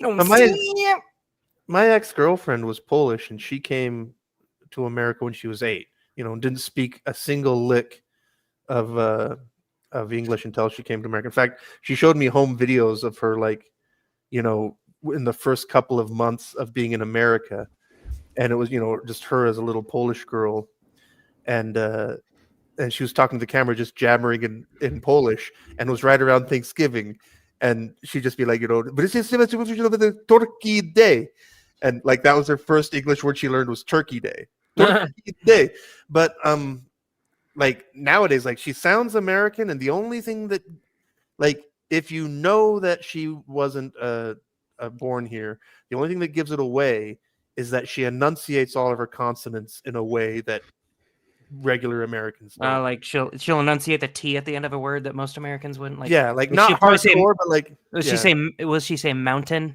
Yeah, she'll say mountain. Like Yeah. she enunciates her consonants, you know, and that's the only thing that gives away that she might not have Yeah, always. it's a weird thing I started doing. I started enunciating mountain.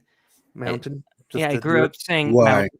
You're too I don't good know. for- I just You're good I guess I'm snobbish. I was like 19 and I was like, that is a weird thing I do. I should start saying mountain.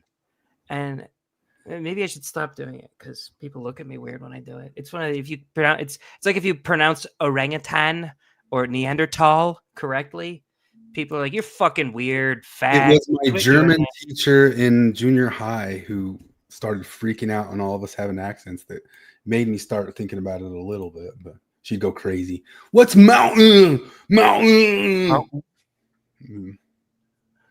Mm. I spent so much money, not so much money. I bought this new cat tree for Bucket, and only in the last 2 days, like I bought it for like a month ago, and only in the last 2 days has she finally decided to use it. Like for a while, I'm like, did I just waste money? Because like I thought it was nicer than the one you had, but she finally came around to it. I always do it. Morgan got Um, Morgan she got these doesn't little shelf These things you can change jump at on. all. Morgan got these little Yeah. shelf things they can jump on and like had me nail them Like this. or screw them into the wall. And we have like one of those dust trap things because our house was built in like 2009. And she's like, oh, we can put her bed up on top of there and she can jump on those shelves. And I got on a ladder. I drilled them in there so she could jump from one to the other and finally get up to basically the ceiling. And I put her up on that dust trap and she freaked out and just jumped down onto the couch. She doesn't like them. Yeah, like some cats, I know some, like I don't actually generally, boy cats tend to be way more adventurous and brave than girl cats. Can you believe that? But like, because yeah, my cat is in particular, she does not handle change well at all.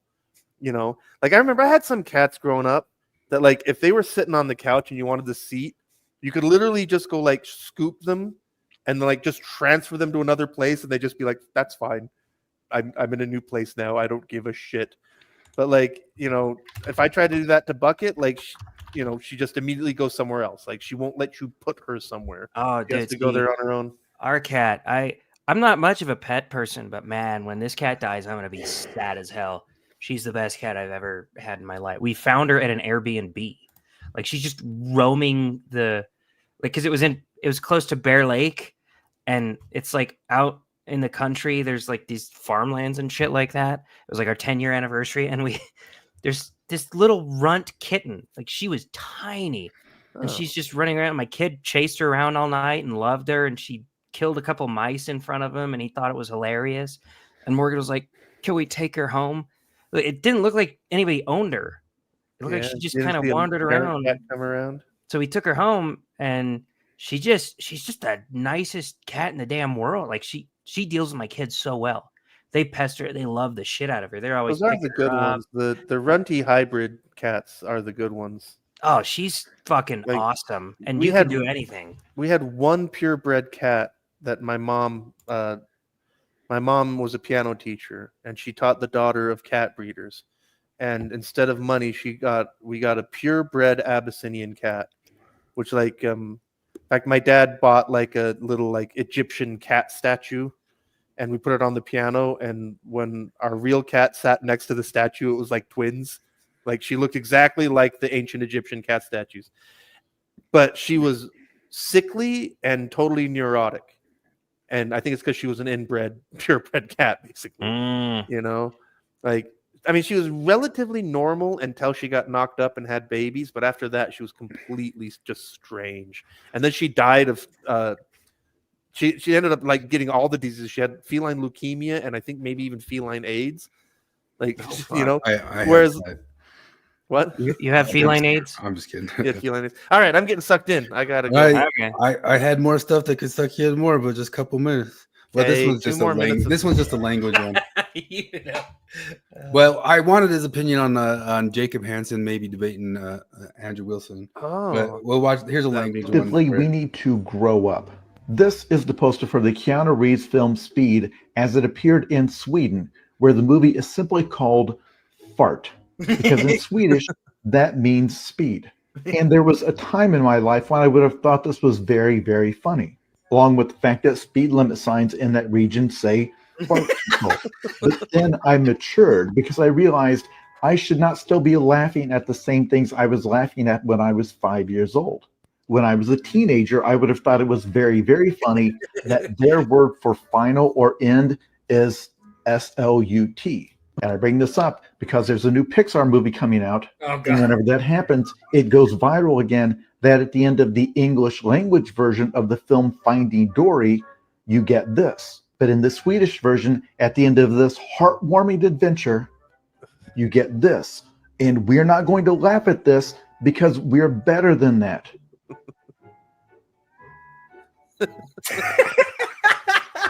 Some of you.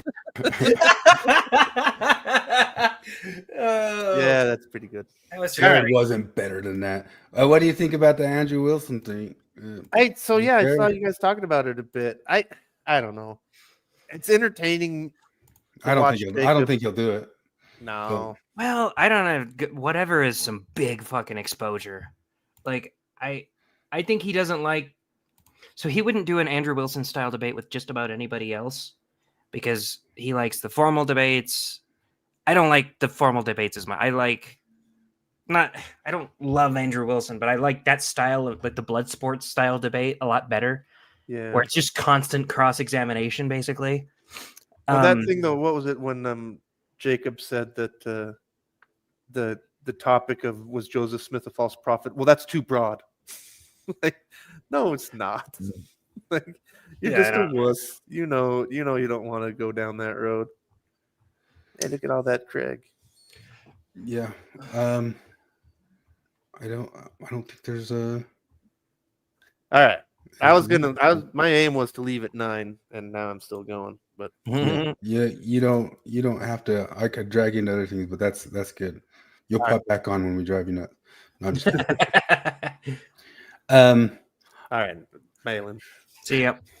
The person who's given Jacob the most experience with the type of debater Andrew Wilson would be is Flip, though. I know. Somebody just charging at you and saying, just going right for the gut and not saying it nicely. You should tell him, hey man, look, if you want to practice for Andrew Wilson, you gotta jump on and have some more with Flip. Have Flip. Risto was wanting to take him up on some debates and said he'd do it here. And I was like, that'd probably devolve into Flip and Jacob yelling at each other pretty much. Take Jacob up on a debate. Risto wanted to, because he says he saw Jacob just challenging a bunch of people to debates on the Twitters, and he said he tried to say I'll do it, and Well, that's the thing. It's like I said, I don't think Jacob would accept a blood sports style debate for anyone who doesn't have a shit ton of subscribers. Like I think he might accept it for Andrew Wilson. I don't think he will. I was actually talking to Jacob about Jay Dyer offering him, and I've watched enough Jay Dyer. Andrew Wilson, I've caught a bunch, but I can't say like I'm an aficionado. But for Jay Dyer, I've seen a ton of, and Jay Dyer can be rough like Andrew Wilson, but you can also get him totally on your side because he's friends with like that Rules for Renegade Catholic channel, and a lot of the people that he bashes with are Catholics. All he has to do.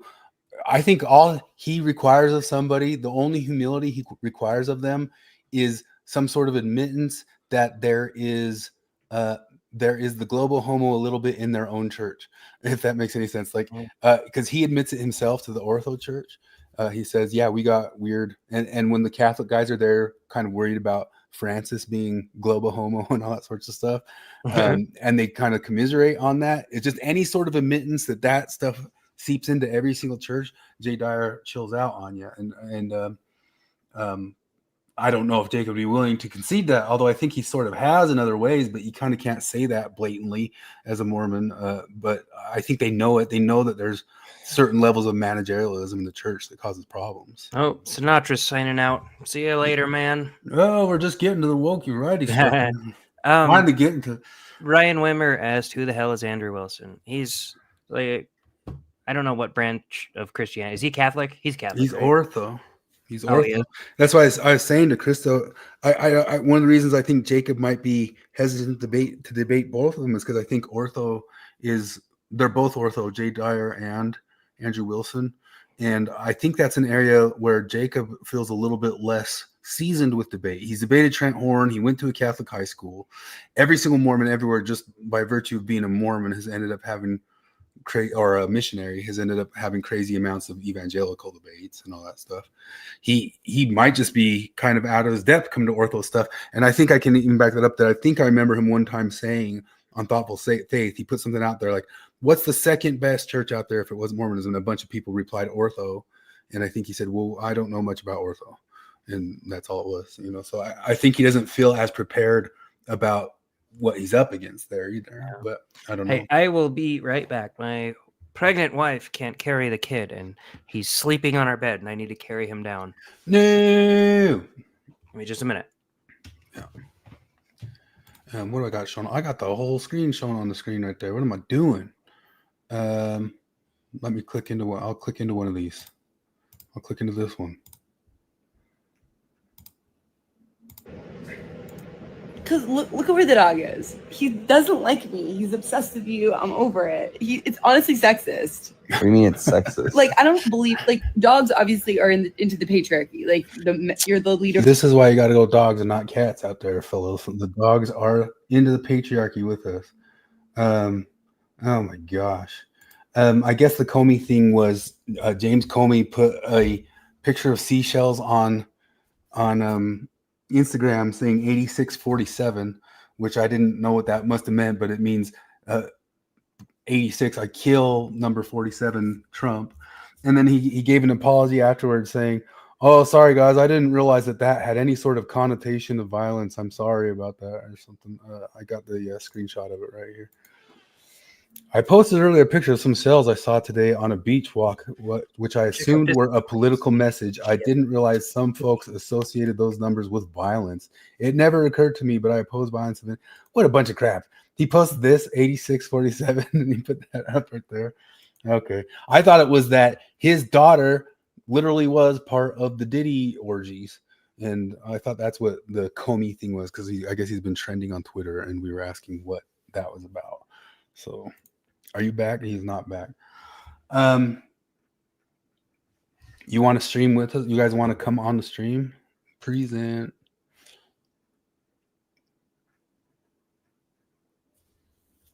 I guess I got to stop sharing the screen to do that. And if anybody wants to come on. We've been kind of batting around for a long while talking more about the woke right stuff. And Okay. it's a tough issue, and it might also be a little bit of a dull issue. I don't know, but I genuinely think, not to brag, just saying the absolute truth, because it's not even a bragging point. I bet you there's no person on this planet who has both read as much and listened to as much James Lindsay and Curtis Yarvin and Aaron McIntyre. There's people who've maybe followed each. Well, I've probably seen everything James Lindsay's ever put out, but probably read more of like what those dissident right people, because I mean it's a million different philosophers if you really get into going back and reading all the Thomas Carlyle and all the, which I've read some Thomas Carlyle, he's a difficult read, and De Maistre and Mosca and Perito and the Italian elite theory stuff that they put out. Like if ever you follow Curtis Yarvin, he's just rattling off references and they're all just kind of esoteric, but usually the people who've read a ton of that stuff haven't followed everything by James Lindsay. And usually the people who followed everything by James Lindsay haven't followed any of that stuff. And I might be the world's leading dabbled in both, like read a bunch of both of their stuff.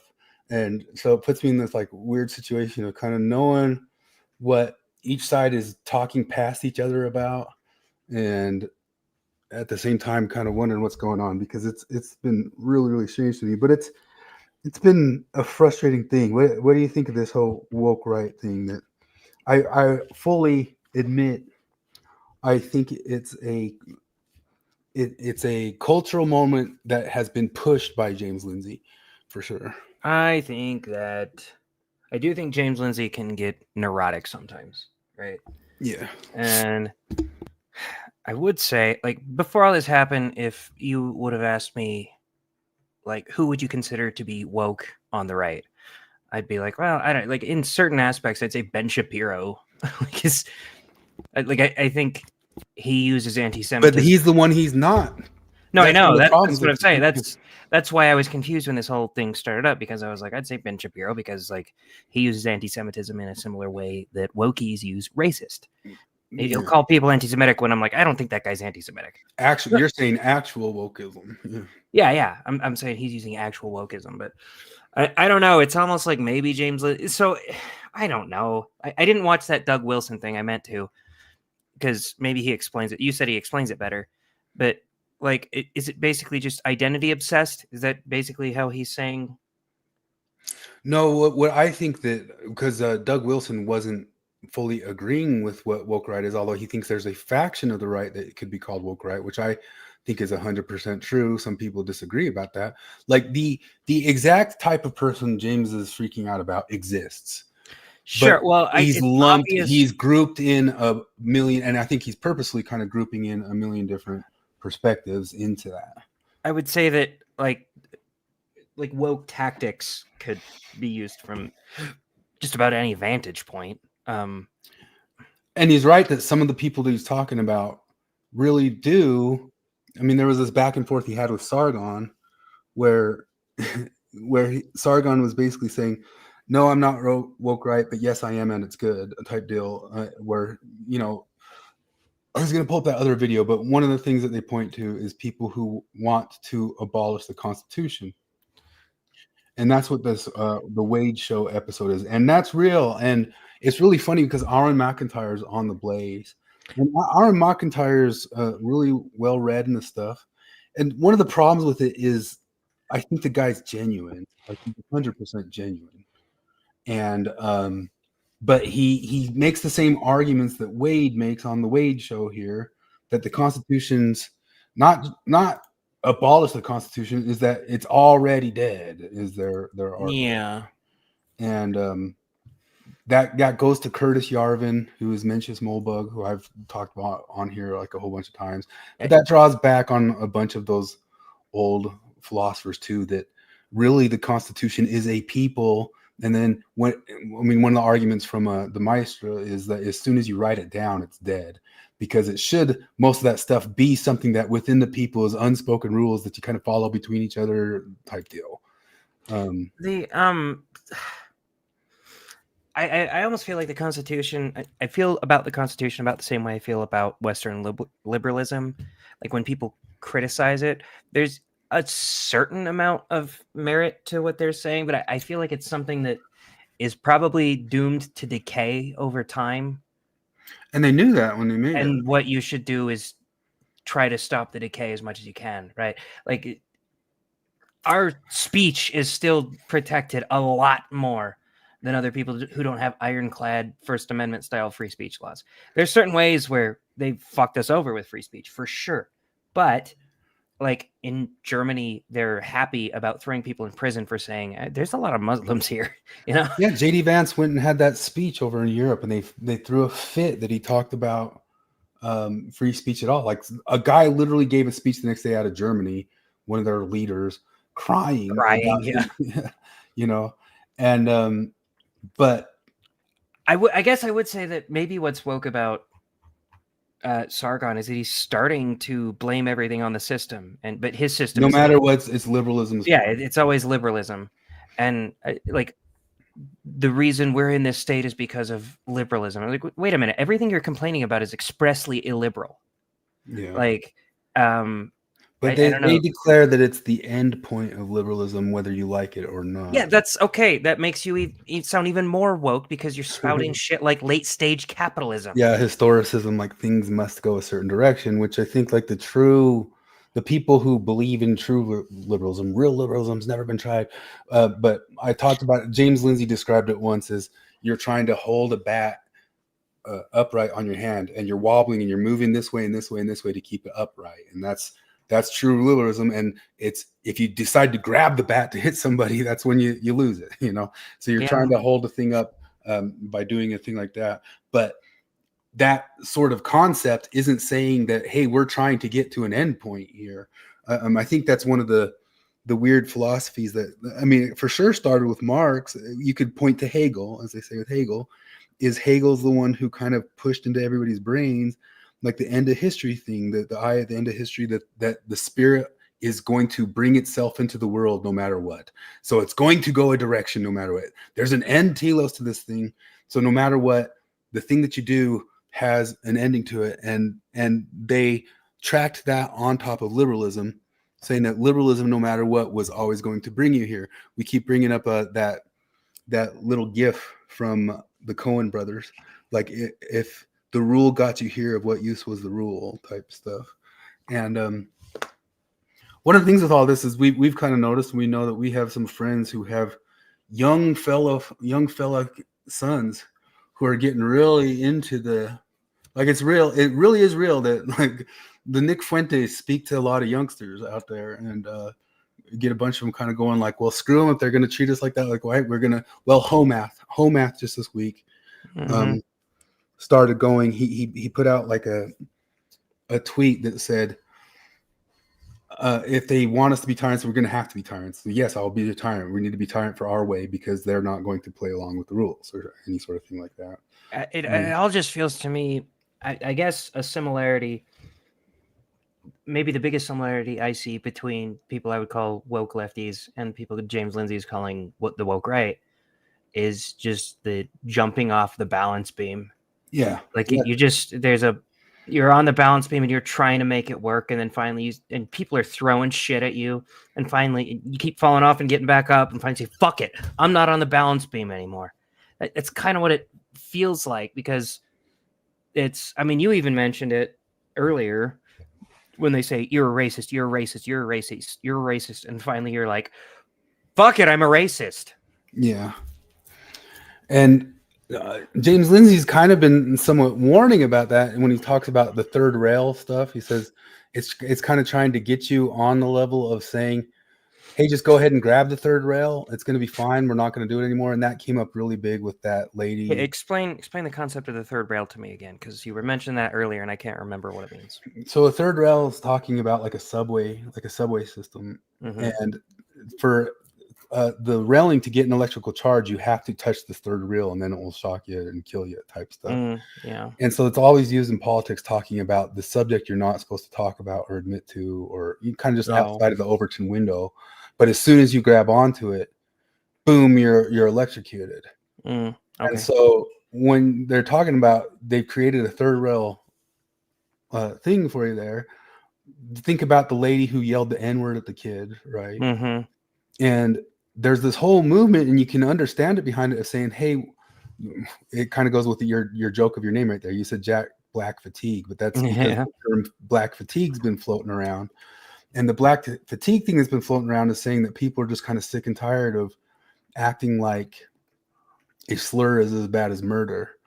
Or Well, I think a lot of the people talking about Black fatigue, they're saying they're just tired of the way that Black culture acts. yeah.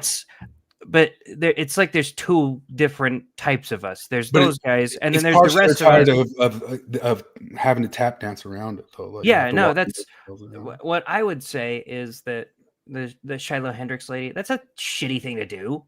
Yeah. Yelling a racial slur at anyone is shitty, but at a little kid, that's even shittier. Even if he's doing an asshole thing, you're like, hey, do not do that. You can scold him and then you walk away. And it is kind of alarming that, like, I don't know, if a little Black kid, I don't have any problems saying the N-word. If I do have problems shouting it at Black people, but in the same way that I don't have any qualms with saying bitch, but I would never call my mom a bitch, you know? Yeah. And But- so it's not like on my mind. Like if a Black kid took something out of like my bag and tried to run off with it, it wouldn't occur to me to use a slur at him. I'd be like, hey, get back here, you little shit. And then I'd take it from him and I'd scold him and I'd put it back. So it is kind of alarming that was her first reaction. But also, it's not that big of a deal. She was an asshole. She did an asshole thing. It's mean, but that's it. You say, hey, fuck you, bitch, and then you move on. That's it. That's her punishment. And you could tell people, like, that bitch called my kid a slur. And they're like, wow, what a bitch. And then that's it. That's as far as it goes. They're trying to dox her and like talk to her place of work. And so I think that's a fatigue that more people are feeling. And some people are trying to kind of misdirect at Black people in general. And Well, it's all of it, but then that's the third rail that James is warning about, which I think is somewhat genuine and somewhat disingenuous, because it's both he's saying, so you're the person who says, yeah, I'm tired of this cancel culture. This is bullcrap. I'm donating to this lady, you know. well, I'm not going to donate to her. But then when I donate to her, I'm going to post it up on my Facebook. I just don't, or something like that, you know, or it's even publicly available information out there of who donated. And then you grab the third rail and somebody else can come along somewhere down the road and say, oh, look at Chris. He donated to a lady who loves to say N-words at kids, you know, type of stuff. And so it becomes like a third rail. It becomes something that they can use you. But at the same time, that's why I say it's also kind of disingenuous, because James is also the one doing the associations. You know what I mean? So he's warning of the associations and doing the associations, you know. What do you mean he's doing the associations? He's lumping people into this who don't fit. And that's what Doug Wilson's video was good at. And that's why, so this Constitution here, this one here, I can understand some of the stuff of where he's talking about the Constitution is dead and you're getting to Italian elite theory, and he's bringing up Our McIntyre's book, The Total State, which I have read. I have over here somewhere, and I've listened to it. I always buy the book and listen to the Audible because I'm too lazy to read. Yeah, I But- have to do that. But that whole entire book is a long argument, which I think is hilarious that he's on the Blaze doing that, because there's no bigger constitutional homer than Glenn Beck, you know. Yeah. And Aaron's entire channel is this stuff about how the Constitution is dead. You can watch this little clip on it, because this clip by the Wade channel, which he's usually covering pop culture, but this little clip is a good little summary of those guys' argument for why the Constitution needs to go. And if you get into Yarvin, we were talking about like their daydream of a future is kind of more a religious state, but you have to think about it's not a entire global homo religious state. In their imagination, we would balkanize and be many little kingdoms, and all those different little kingdoms would have different maybe religious kings or religious CEOs, as Yarvin puts it. And then you would be able to supposedly freely go to the one that fits your life. Supposedly that's the utopia that would maybe happen out of that. I feel like my response isn't that the Constitution is dead. but that it's dying and that it's always been dying. It's like a radioactive half-life. You can never really measure when radioactivity is completely gone. I guess when it decays to lead, I guess you know that it's gone. But it's like you measure it in half-lives, and that's the amount of time it takes for an isotope to decrease its radioactivity by half. So it takes like 2 years for this isotope to decrease by half, and then it'll take that amount of years to decrease by half again. And that's kind of what the Constitution feels like to me, because like even our John Adams, I love learning about John Adams. He's a cool guy in a lot of reasons. But he tried to suspend freedom of speech to what was it? Ban people from protesting the French War or something like that. It was something about speaking on behalf of France. He suspended freedom of speech for a while. That was our second president that did that. He was also the guy who defended the English for being war criminal. He did, but he was right about that. Yeah. Are you talking about the Boston Massacre? Yeah. Yeah, no, he was right about that.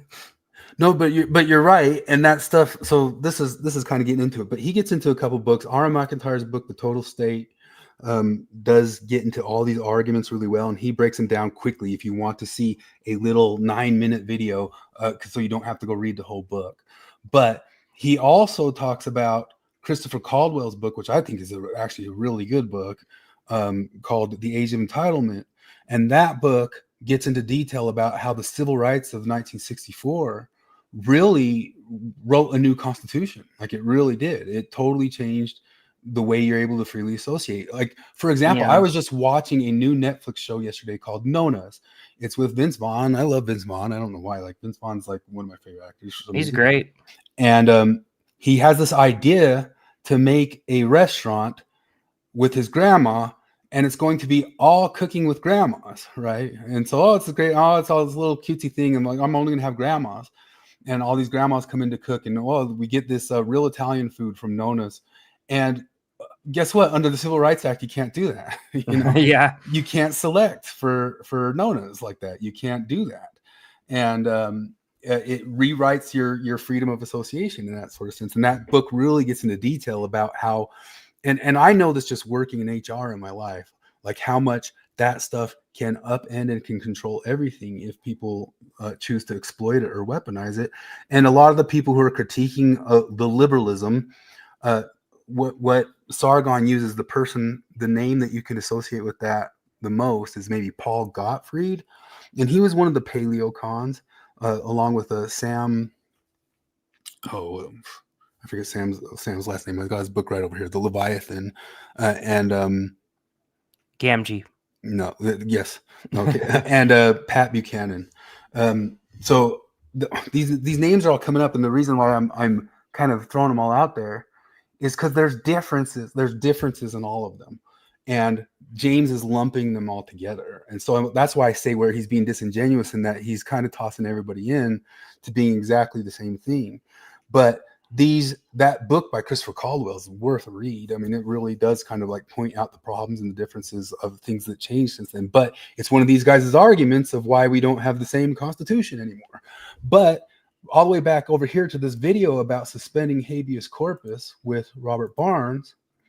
So Robert Barnes is one of the persons that James Lindsay has called woke right? But his whole entire thing here is doing exactly what you're saying that you should do. He's trying to challenge the Constitution to clean it up, right? And he's doing it constitutionally, like through the Supreme Court, through his lawyerly actions, through his knowledge of history, and but he gets called woke right by James Lindsay. But his challenge to the Constitution and suspending habeas corpus, like one of the things they point out is the Lincoln Project is clutching their pearls. Trump's going to suspend habeas corpus, dudes. The Lincoln Project, like, guess who suspended habeas corpus? Lincoln suspended the habeas corpus, and a lot of people like critique that. If you want to get into some detail of people who think that Lincoln was actually really tyrannical, Razor Fist went after Lincoln like pretty hard, but he was just leaning on a bunch of other people who'd been pointing that out too for a long time. Lincoln did a lot of kingly tyrannical stuff. So did Roosevelt, FDR, and all that sort of stuff. In fact, if you listen to Yarvin's idea of a U.S. king, he says, I would like it to be FDR, which is really kind of funny because that's a lefty guy, and this is how I know that I could never be like a king or anything like that. Because I always kind of felt like, I mean, I get wanting to abolish slavery, right? Like, I understand fighting a war for that, although it killed like over 500,000 people, and that sucks. And slavery would have been totally inefficient in like 10 years anyway, which they couldn't have known that, I guess. But anyway, like I feel like if I'm the king or I'm the president and half of the states are like, we want to be our own nation, I'd be like, all right, whatever. I don't care. Or if like Texas wanted to secede, I can't imagine wanting to fight a war. All right, you guys do your thing. We can trade and stuff. I understand there's more complicated implications of that, but I would be really bad at being the president. Yeah, well, some people would say you're good, but Yarvin also has this argument, like whenever he would go argue with lefties about we need a king or something like that, is he would tell them, I want Biden to be king. And it would throw off all the right wingers. Like, what are you talking about? And he says, I want them to be king because he has a bit of a kingly utopian idea, is that he feels as soon as a human got bestowed the complete CEO powers, that would automatically put them in a spot that they had to think differently. And they would start acting differently. And some of this goes back to what I've talked to you about before, that comes from Hans Hermann Hoppe, who people say drew a lot on the Juvenile, who was one of the first fascist theorists. But their whole concept is that our system of bureaucratic liberalism can only ever lead towards managerialism and exploitation, like just try to extract what you can from the system. And it's almost kind of like a libertarian argument from Hans Hermann Hoppe that saying somebody becomes a king makes them have to take ownership of what they have, not just extract what they can or sell what they can to get what they can to get out of it. So it's basically like the difference between renters and owners. I get that to a degree. Like I get that to the extent of somebody who's competent to understand these things, but that's just not how. But a lot of it's theoretical, just like anarcho-capitalism, just like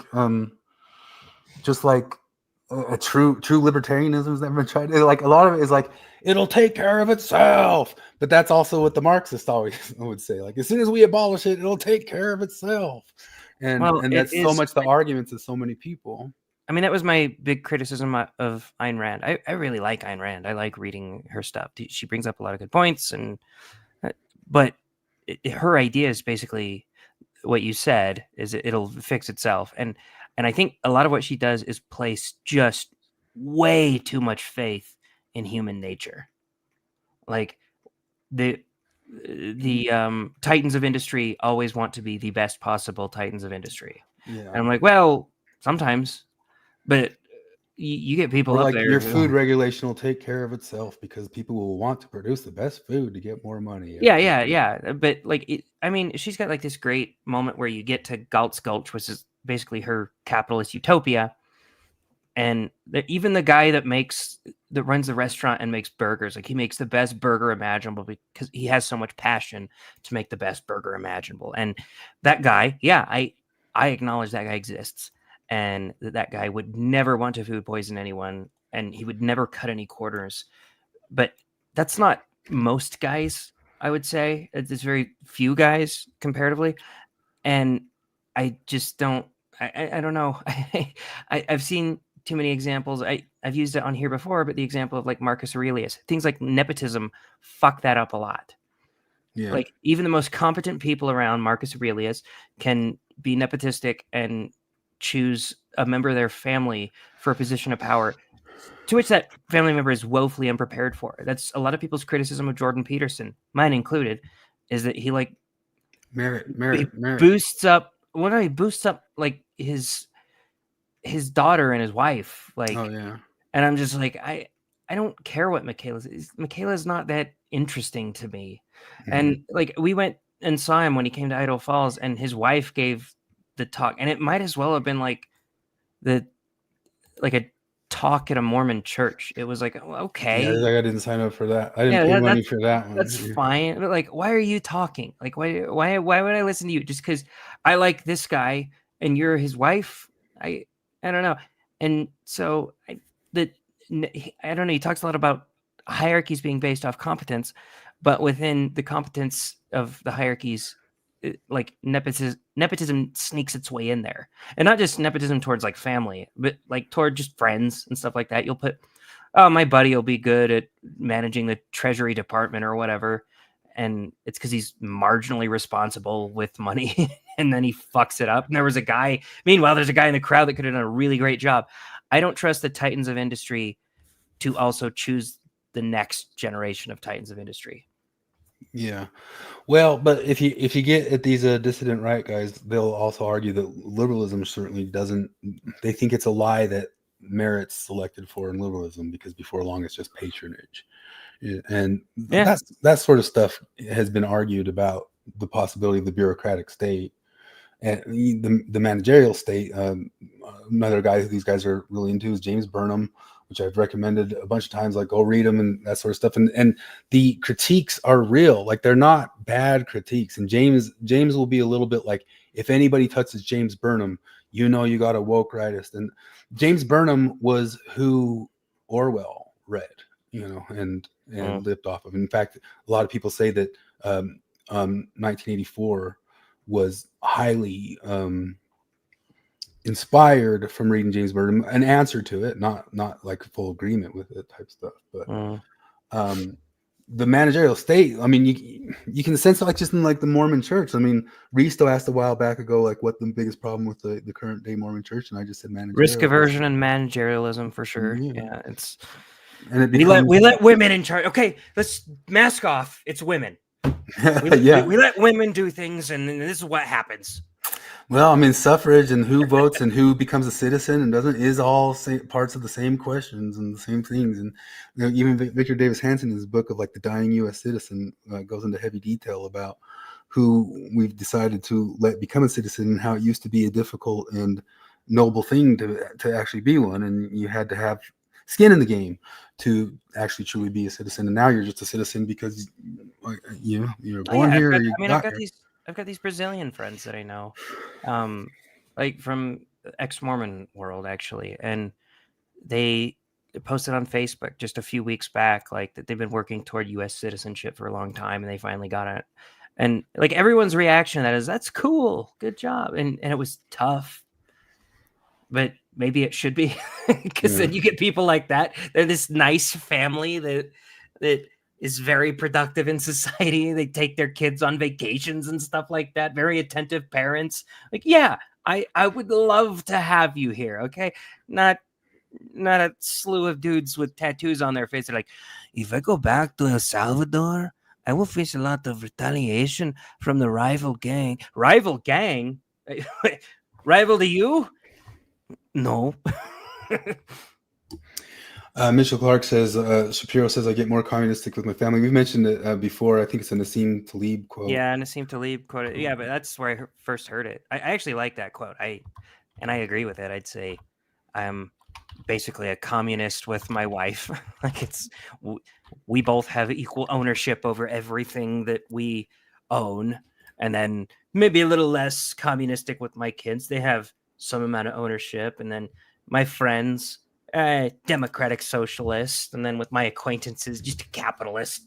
Yeah, this is the quote from Taleb. With my family, I'm a communist. With close friends, I'm a socialist. With state level politics, I'm a Democrat. At a higher level, I'm a Republican. And at the federal levels, I'm a libertarian.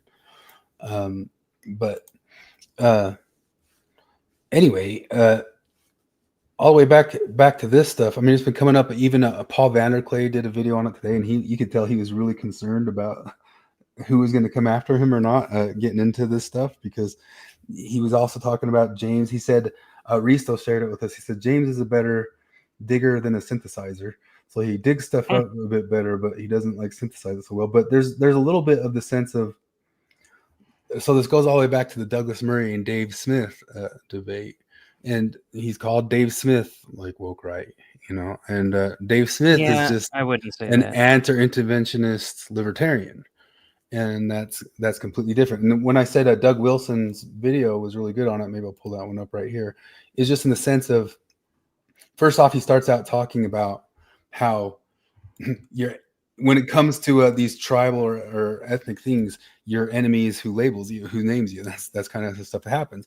But we were talking with Marty earlier, and she said she was thinking about the Charlottesville thing, and she said Charlottesville was the first time I'd heard of alt-right, and that those guys were alt-right.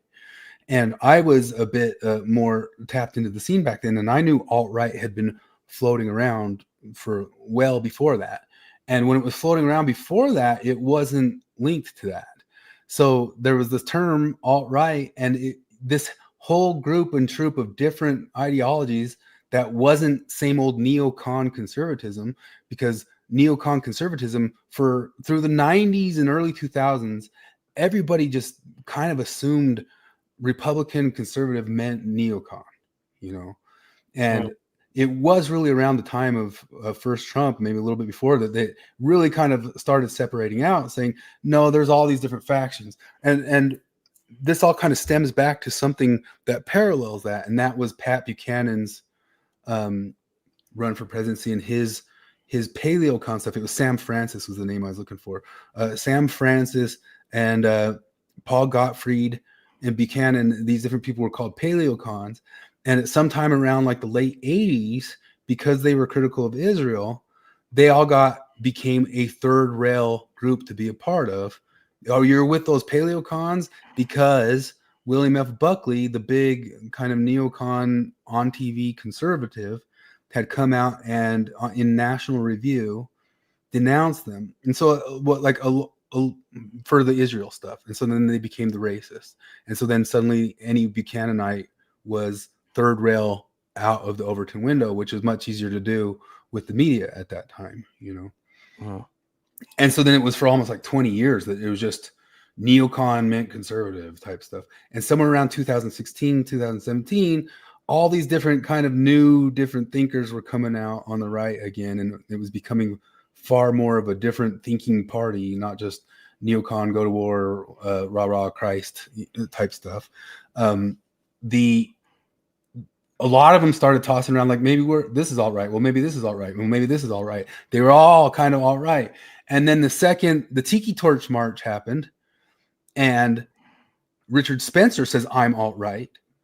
Oops, third rail was hit. And then everybody who was kind of saying, well, we're the alternate to the neocon right, was then lumped in with that. And that's the thing I'm talking about that James Lindsay's warning about, is like a moment's coming. He used to warn us like Drag Floyd is going to happen. And what he's warning about is somebody's going to go up to one of these drag kid story hours and kill one of these drag people. And then all of a sudden, all the people who are preaching out against it were going to be now third rail associated Nazis, right? Yeah. Just like when the Tiki Torch thing happened and alt-right, all these people who were maybe alt-right, all of a sudden were all Richard Spencer Nazis. And he says that's the game. It's a long time game. He kind of calls it a little bit like the Maoist 100 Flowers campaign of like, who's all just against this old right and wants to be a new alt-right. Oh yeah, okay. Richard Spencer is too. You're all Richard Spencer type stuff. And it's a fair warning, but then the other end of it is he's the one lumping them all in. Yeah. And so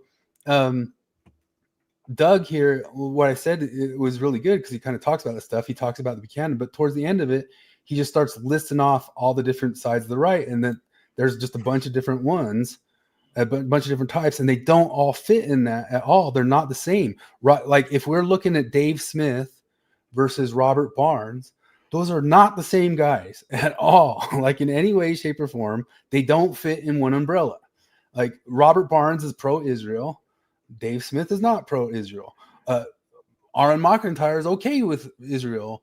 Yarvin, I don't know that he cares one way or the other. And then you have the other people that lump it in there, like Candace and people who are going like hardcore, like Nick Fuentes, who are saying raunchy, terrible things against Israel, and they're all getting lumped into the same thing. And no, they're not. They're not at all. And go ahead. So maybe James Lindsay's the woke right, because he keeps lumping people into the. Well, that's what some people are trying to say. Well, number one, there's people who are saying because he doesn't lump Shapiro in there, but everybody, like you just said, the first thing you think of the person doing identity politics is Shapiro. Yeah. And then on top of that, the one going around calling everybody Nazis who just doesn't even fit the bill of Nazis. The joke was today was Arby's made a post, and Arby's post said something about you're going to lose, like, here's the ham sandwich. The ham sandwich lost the mayo just like you lost your father or something like that. And yeah, it was a really weird post. And people thought it was messaging like black people losing their father or something. And James Leary said, the woke right has gotten to Arby's or something like that. He might have been cracking a joke about it or something like that. But the groups don't fit. They don't fit together. So like maybe it has it here. So unless the term woke right is being applied to people it actually applies to, I think we should reject it. And that's true. There's people it really applies to. He's not wrong. You know, as singularly unhelpful. It is being used simply as a general term of abuse for all those on the right who are fighting, and it is not helping us to clarify anything. Somebody made a joke. I think he made the joke in here is like, alt-right is who's ever winning an argument with James Lindsay or something like that. But this does not mean that we should cheerfully applaud anyone on the right just so long as they are not Nietzschean. There are certainly problems on the right. It is not like being woke is the only sin. So let me conclude with a mini lexicon. Keep in mind that some of these categories can overlap, and sometimes alliances can be made between them. Others will have nothing to do with each other. Burkean right. This would be the tradition outlined by Russell Kirk in The Conservative Mind. This is more or less where I am. You could put Sargon on that because Burke was one of the first main philosophers against the French Revolution in England, and so you can like look at Burke as kind of one of the true traditionalists that somebody like Sargon might lean into. But that's just it. Sargon doesn't fit into. He's just an English guy who wants to hold for the king, right? He's arguing against liberalism because he wants to return to his true monarchy, even though his monarchy is more ridiculously global homo than our Constitution is. But there's some props to all this stuff too on James Lindsay's side, where I think he has like some good assessments in the sense of from the beginning he was saying if you balkanize, if you give up this Constitution, it was the last thing standing against that COVID crap. It was the last thing you had going for it. And if you say we're giving it up for something magically better to come, you're giving that, you're losing that thing that was actually holding up, and you guys yourself abolished the thing that was standing against anything. So balkanize, become small little nations. Those small little nations would be way easier to suck up one by one by global homo than some bigger, stronger liberal coalition. Libertarian right. The central concern of the libertarians would be to free up the market economy. I'm with them when it comes to the manufacture and sale of widgets, but they want to turn over some things to the market that need to be grounded more firmly. Things like marriage. And that libertarian right is anti the Zionism for very, very different reasons than Nick Fuentes is anti-Zionism. Yeah. Right? They're just bleeding hearts about war. They really are just bleeding hearts about any sort of war. And, they make certain arguments that some people like you would call Shapiro's woke right in the sense of the identitarianism, where if they're making some sort of valid argument, there could even be an argument against them, but their valid argument doesn't de facto make them an anti-Semite. Oh, for sure. I get tired of, I don't know. I get tired of listening to Shapiro talk about anti-Semitism. Like he's pretty much fully woke at this point on that subject. It's like he applies it exactly the same. I don't know. I guess maybe if you could I'd love to corner him and ask him like, hey dude, can I say Israel is a really shitty state? And like a terrible ally.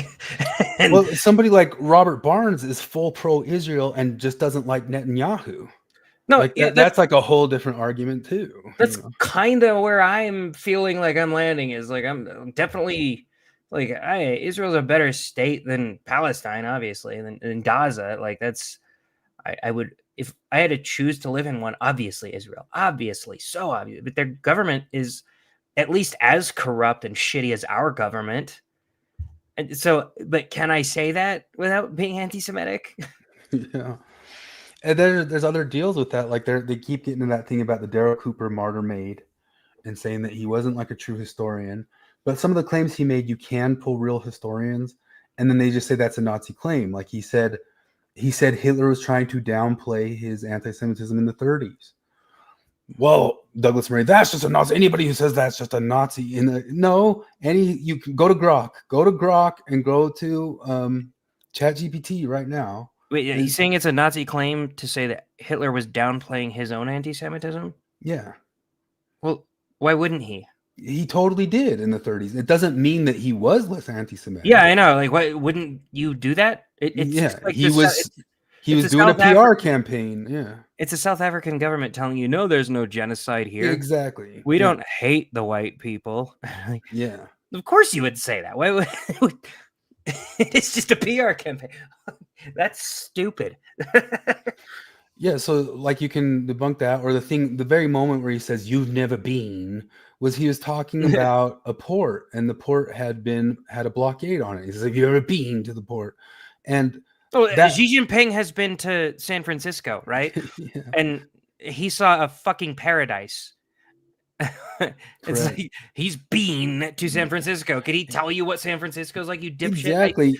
Why does this subject take all of the people who I respect and listen to and love and make them abject retards? Yeah. I love Douglas Murray. Like, Yeah, I me read too. his book. He's great. I love listening to him talk. He's a fucking wordsmith on almost like these same people need his book on the strange death of Europe. Like they need that integrated into their stuff, you know. But he's making terrible arguments. I even saw somebody kind of talking about Podcastistan on Thoughtful Faith and just kind of regurgitating the constant kiss and stuff and all that sort of deal. But I'm going to go full circle on this stuff, just in the sense of so the claim was that there was a blockade and way less food was getting into Gaza through these distribution channels across many, many years. So, and the only way you could ever review that is reviewing the reports on that sort of deal, which could be done from anywhere if you have the reports, right? You cannot do that by going, even if that day was a true day, like you weren't given a Potemkin tour of what's going on here, which he likely was given a Potemkin tour in the sense of the IDF was carting him around to show how good they were and that sort of stuff. But even if they just showed him like some random bad day, it doesn't tell you what was happening across years in a port, you know? And so it's just like a bad argument. But Mitchell Clark said something good. He said, this is the problem with ethno-states. Any criticism of the state is seen as a criticism of the ethnic population. Yeah, that's basically what we experienced like circa 2015 with any criticism of Islamic states. Of course, a lot of what we were doing was criticizing Islam, which is just monumentally criticizable. It's like, are you Islamophobic? Like, I don't know, maybe. Yeah, it's a shitty religion. But here's like so the flip end of this is I listen to Victor Davis Hanson religiously. Victor Davis Hanson's my true spirit animal, or whatever you call like the old guy that you follow as the wise elder, the wise elder or something like that. That Martyr Made guy has his long history and story of Gaza and Israel and all that sort of stuff, and then he's starting to do this thing on World War II where he's kind of reframing Churchill as a guy who escalated the war. And he said the hyperbolic thing of saying he was the true villain, but what he meant by that is like he's the one who pushed it to those extremes by escalating and pushing the war, which there's some arguments for that. Many different historians have made the arguments for that, but does that mean that he was guilty of Hitler going and killing the Jews? Some people claim that his moves pushed Hitler to do that, but it pushed Hitler to be the evil piece of shit that he was.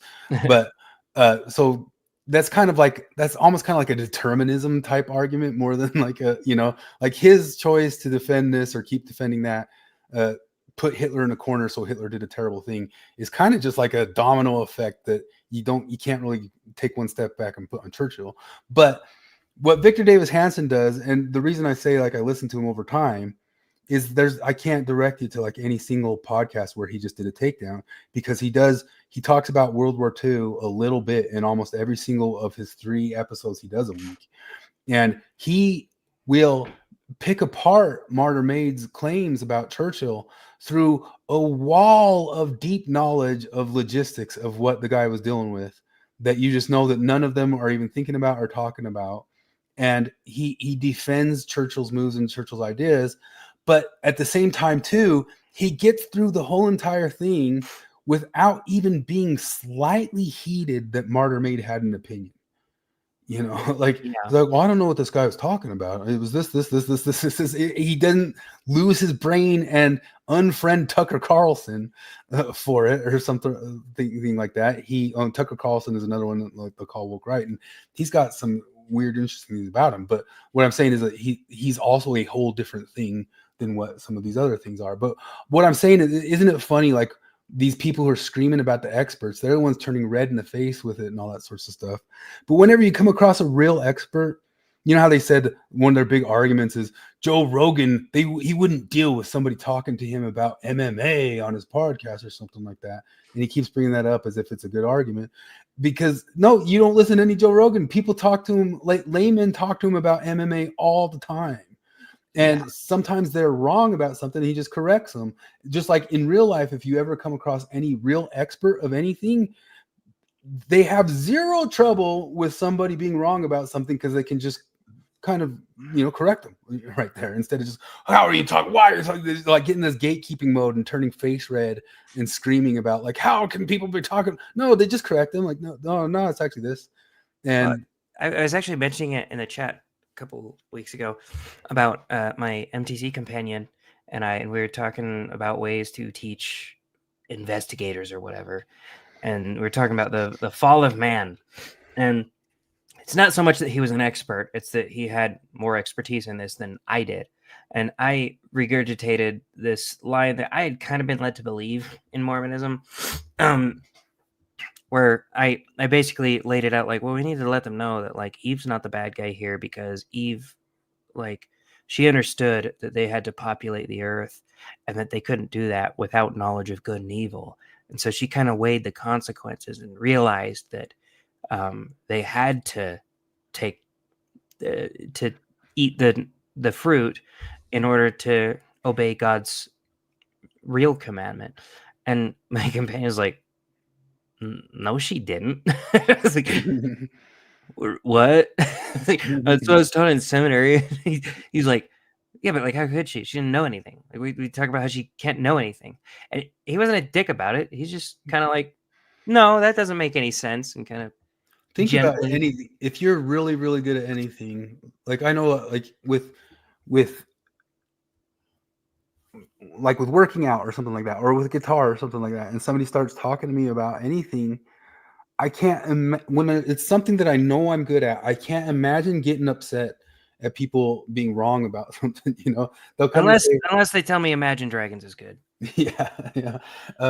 But you just correct them and say, no, that's how it goes. It's just like this or something like that. And if you're going to the gym and you think your diet's supposed to be this way, and you got this idea that real Coke is better for you than Diet Coke, and you're chugging down 1,000 calories a day with that, I'm not going to get mad at you. I'm just going to say, no, it isn't. And you can go drink those Cokes, like knock yourself out, I don't get mad at it. It's just, that's not how that works. And I think that's just, if you ever get to, you're not worried that they're going to go spread their misinformation to people. And if people, I just feel like true expertise never freaks out at, people being wildly wrong. They just correct it. Like, no, that's not, it's just actually this. And that's what I see with Victor Davis Hanson when he goes kind of just correcting people on the logistics of decisions Churchill made.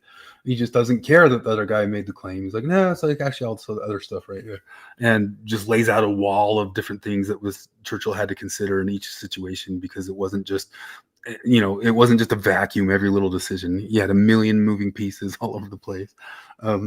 But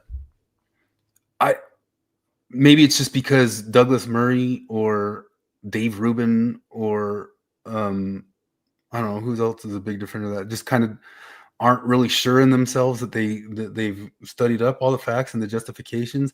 Maybe there's just some truths about the way Israel wants to act that they just don't want to say because it sounds bad to say, but I think it's just ultimately that, yes, we value our citizens more than they value their citizens. Simple as that. You know what I mean? They're just not allowed to say that for some reason. I don't know.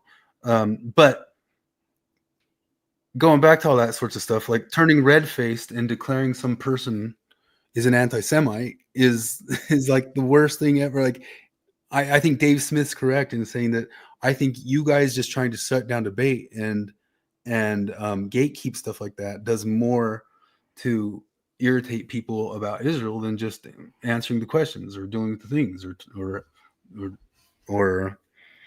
talking about like the actual subject at hand. But once again, Tucker Carlson. Well, we're still going through the list right here. But Tucker Carlson's woke right. Candace Owens is woke right.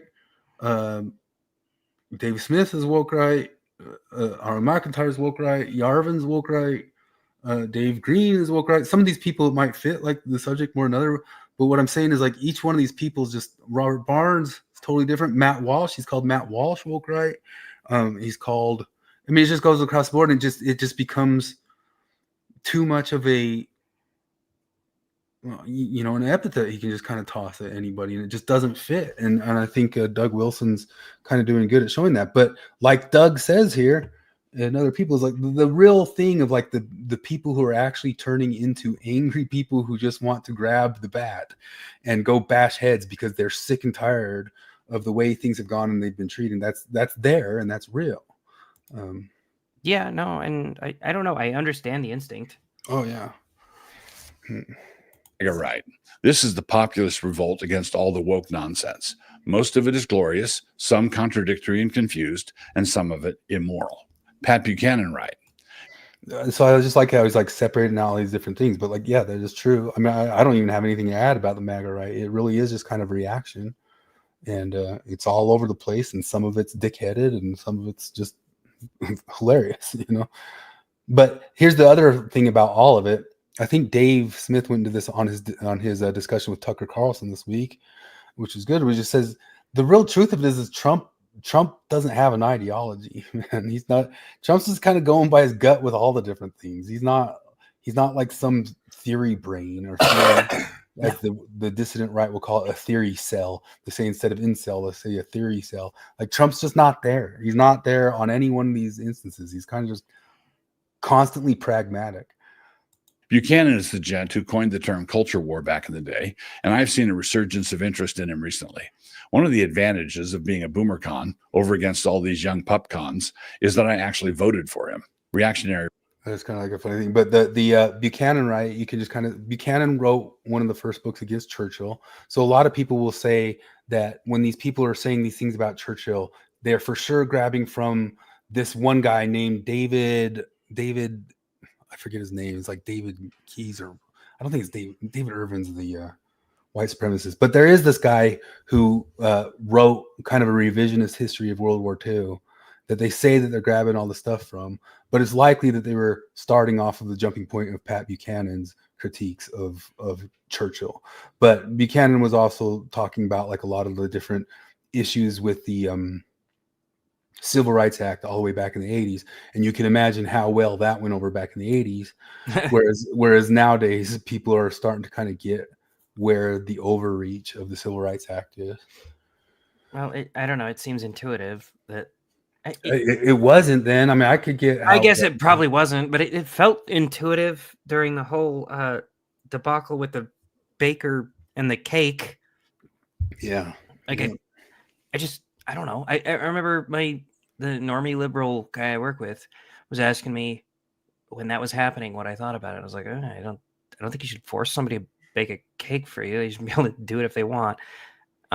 Freedom of association wasn't really in my vocabulary back then, but I basically got in a red-faced fight with one of my friends about that one. Really? Well, this guy, he's telling me, he's like, you think they can deny somebody to bake a cake just because they're gay? And I'm like, yeah, I mean, I think, and they're like, he's like, don't you, but they're being an asshole. I was like, yeah, I know, but you can be an asshole.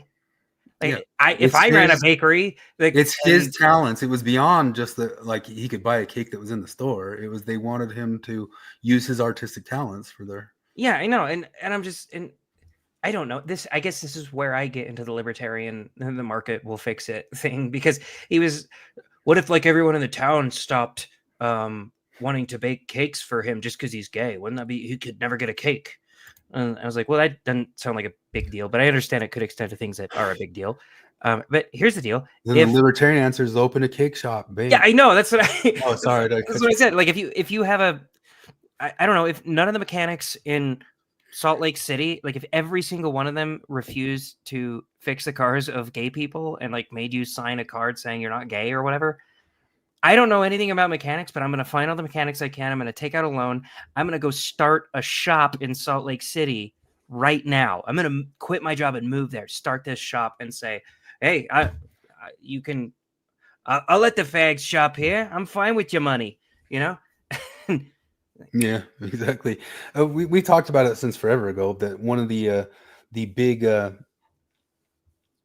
things that changed segregation was Plessy versus Ferguson. And one of the concepts that really pushed behind it is it got really financially difficult to have all the segregation. You know, you had to have two different trains and two different stuff. And it was the financials that made people say, hey, let's just blend this all together and be one big happy family, which some people are pointing to Trump and his Middle East policy is really kind of thinking Randy, and just especially lately, he's been talking about you guys should be able to flourish financially and build the things you want to build and do that. And he's just really kind of pushing that angle of stuff.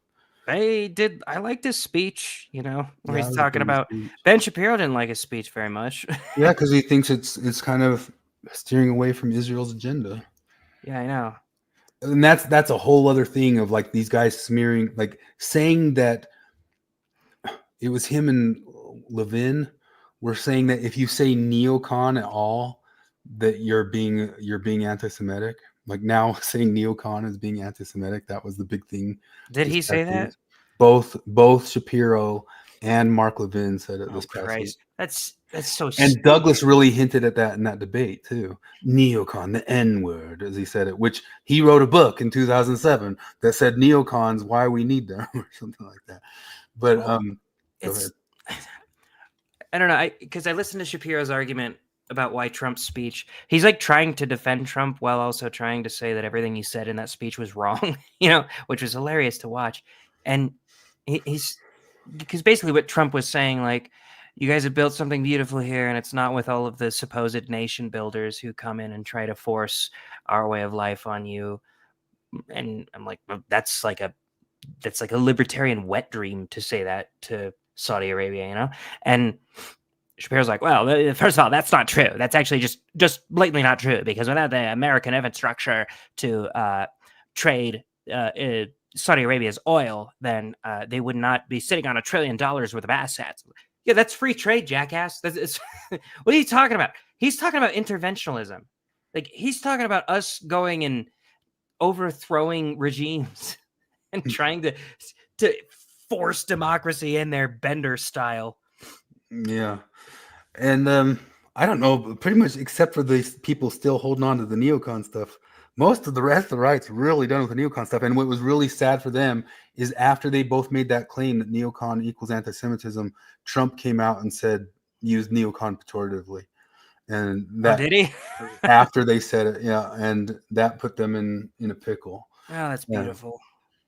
Yeah. Nothing more I love than the neocons getting fucked over. That's my one of the. Here's a weird thing that I've noticed is that people, if people think that you're smart, they will want to assume that you think like them, right? And I think a lot of people at work think that I'm smart because I'm good at being funny and because I'm just more knowledgeable on this kind of stuff than they are. And it's not even a brag. That's just and so all of the liberals at work try to claim me, sort of. So one of them I remember is like asking, like, I just don't get it, you know, like why. I try to ask my parents, like, why would anyone vote for Trump? You know, I don't understand. I was like, you don't understand it? And he's like, no, I just don't get it. I was like, well, there's a lot of, I understand it. Like, I understand being against it too, but I understand it. You watch his first debates in the primaries in 2015, and just the moment, like, I wasn't paying I watched him, but I hadn't been paying close enough attention to previous politics to really understand what was going on. that moment where he turns to Jeb Bush and goes, your brother lied our way into a war. Like, imagine how cathartic that was Yeah. for people like me. That had to have just felt great. That, like, he started talking to these people like they deserve to be talked to. Yeah. The thing is too is like there's part of the problem with neocons is they're a little bit like the Marxist, even though they come from Trotskyites, they came from a Marxist world, but they're a little bit like the Marxists in the sense of like they're still holding on to their thing that failed. And when I think back to the initial intention of it, I see that as it was a good intention. You know, Sure, yeah. they did it maybe too much through warring or something like that, but they really did think that we will bring the world our liberalism, you know, and Yeah, I'm sure Bush actually thought that was going to be his legacy, was utopianizing the Middle East. yeah, I'm sure there's a part of him that thought Iraq by right now today would look like, I don't know, Singapore, you know, like Yeah. just amazing, good, you know, Singapore is Muslim, you know, crazy amounts of money, stuff's going through, open markets, everybody's happy, it's really clean and nice, whatever sort of stuff. He had an imagination that would happen.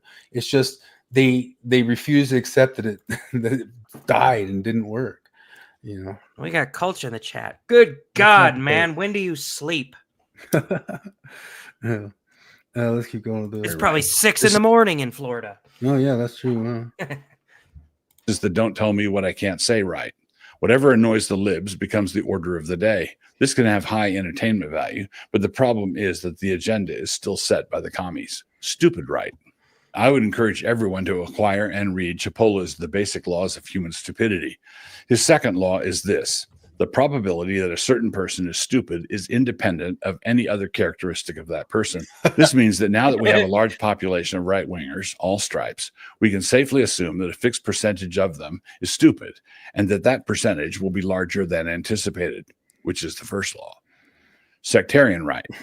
This is the political theorist who has dotted all the I's in his system and has crossed all the T's. He may be a theonomist, he may be a Thomist, he may be a libertarian, but he would rather fight with fellow conservatives than with anybody else in the whole wide world. He is the second string quarterback who wants to start. And so instead of watching the game film of their next opponent, he instead watches every move of the first string quarterback. No sense of proportion at all. Clickbait right. This is driven by the idea that any attention is better than no attention. When this vibe is set in, the law of diminishing returns also sets in, and so the political antics need to get more and more outrageous, and they do. The goal is to drive traffic, and so the pressure is on to do things that are best described with words like antics. Jew hate right. There's always been a substrate of this kind of thing going on, naturally, but the respectability of the American establishment had been largely successful in keeping it contained. But then when the respectable American establishment decided to disembowel itself in front of everybody in pretty much every department, this meant that everybody was forced to start rethinking everything. It was a glorious vindication of the deplorables, but which also naturally provided a golden opportunity for some actual deplorables. Boomer hate right. A lot of boomer fathers and grandfathers disappointed their kids. Some of that was the great failure of the boomer parenting, and some of it was the sense of denied entitlement that the kids grew up with, and which was carefully curated by the commies who educated them. One of the great boomer sins has to do with who they allowed to educate their kids. Anyway, there's now a faction of right-wingers who think that they are against the post-war consensus, but they are actually resentful of the fact that their dad was the president of the Chamber of Commerce. Black-pilled right. These would be the aforementioned Nietzscheans. Steer clear. And feel free to call them woke right. He's so good at being like cunty in like an official manner.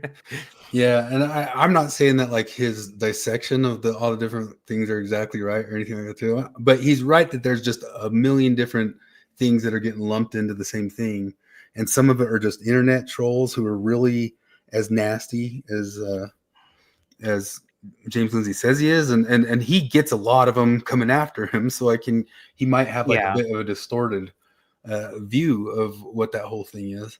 But I do just think like the difference is I saw Clint Russell talking about him just today, and Clint Russell was talking about I have the Murray Gell-Mann amnesia with him, and that's the thing of like the Gell-Mann amnesia is if you're watching a news story about something that you are well informed on, you're an expert on, you hear the news story and you hear all the things they get absolutely wrong. And then they go to the next news story and you're not an expert in the subject and you go, oh, I just accept everything they just said. And that's the Murray Gell-Mann amnesia effect. But he's saying, like, is that happening with James Lindsay? Was James Lindsay this wrong about leftist theorists? Yeah, I know. And a lot of people are kind of starting to think that now. Dave Smith even tried to say that. He said, the answer is you're just finding out that he was always trash or something like that. But I'm here to tell you that he wasn't, and he's being sloppy now. He's being very sloppy because I think he could get more concise in this stuff down, but he's just lumping too many people into it. But what he said about the left, I've said this a million times. I think I said it last week. It was cross-referenceable. Like he said, Marcuse, not just that, he would read actual Marcuse's entire. He'll read it to you. Yeah. Yeah. And the way that Paul Vanderklay put it today is he said he's good at digging stuff up, but he's not a very good synthesizer type deal stuff. And that might be like a pretty good description of it. But when he was talking about Kimberly Crenshaw and Marcuse and Paulo Freire, it was you could go follow along, you could read along, you could cross-reference it. If you notice when he's talking about this stuff, he's just being kind of generally vague.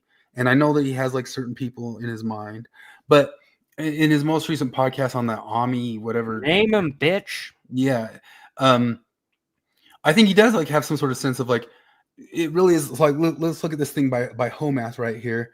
Homath was, Jonathan sent the stuff because Jonathan's kind of concerned. We used to love Homath and like all the stuff he put up. I might still love Homath and the way he is kind of like the version of the young man he's so sick of it. Yeah, he's just disillusioned at this point. He's spurging out over this shit. And but I mean, generally, like what his channel was is like trying to talk out like sex relations was really kind of like a spurgy move to try to label out what the heck is going on here. Yeah. But he's lashing out on like the reason he had to get on YouTube and become somebody who drew pictures and spurred out on sex relations was because he was some sort of computer. He was working in coding stuff like that, and he'd get pushed out of jobs or not get selected for him simply because of his identity and all that sort of stuff. He would get chosen last or pushed out or not done. He got really frustrated with it and luckily he fell upon his YouTube career out of that, but he's pretty upset about it. But then he comes and says something pretty extreme about it. Like he's just saying, I'm not going to play the games here. With he kind of talks about like the way that you get called a racist for anything and that sorts of stuff. And we were talking about earlier, like you get called a racist, you get called a racist, you get called a racist, and finally go, yeah, I'm a racist. But then here's like an exact thing of like where that becomes the third rail. You grab that third rail. And Joel Berry from Babylon B kind of points it out here, says, I appreciate the members of the racialist woke right who aren't disciplined enough to use equivocation.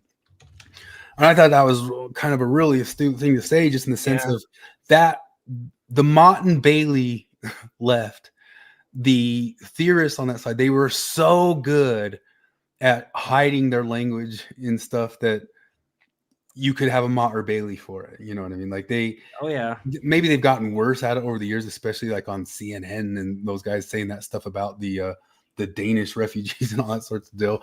But they always had this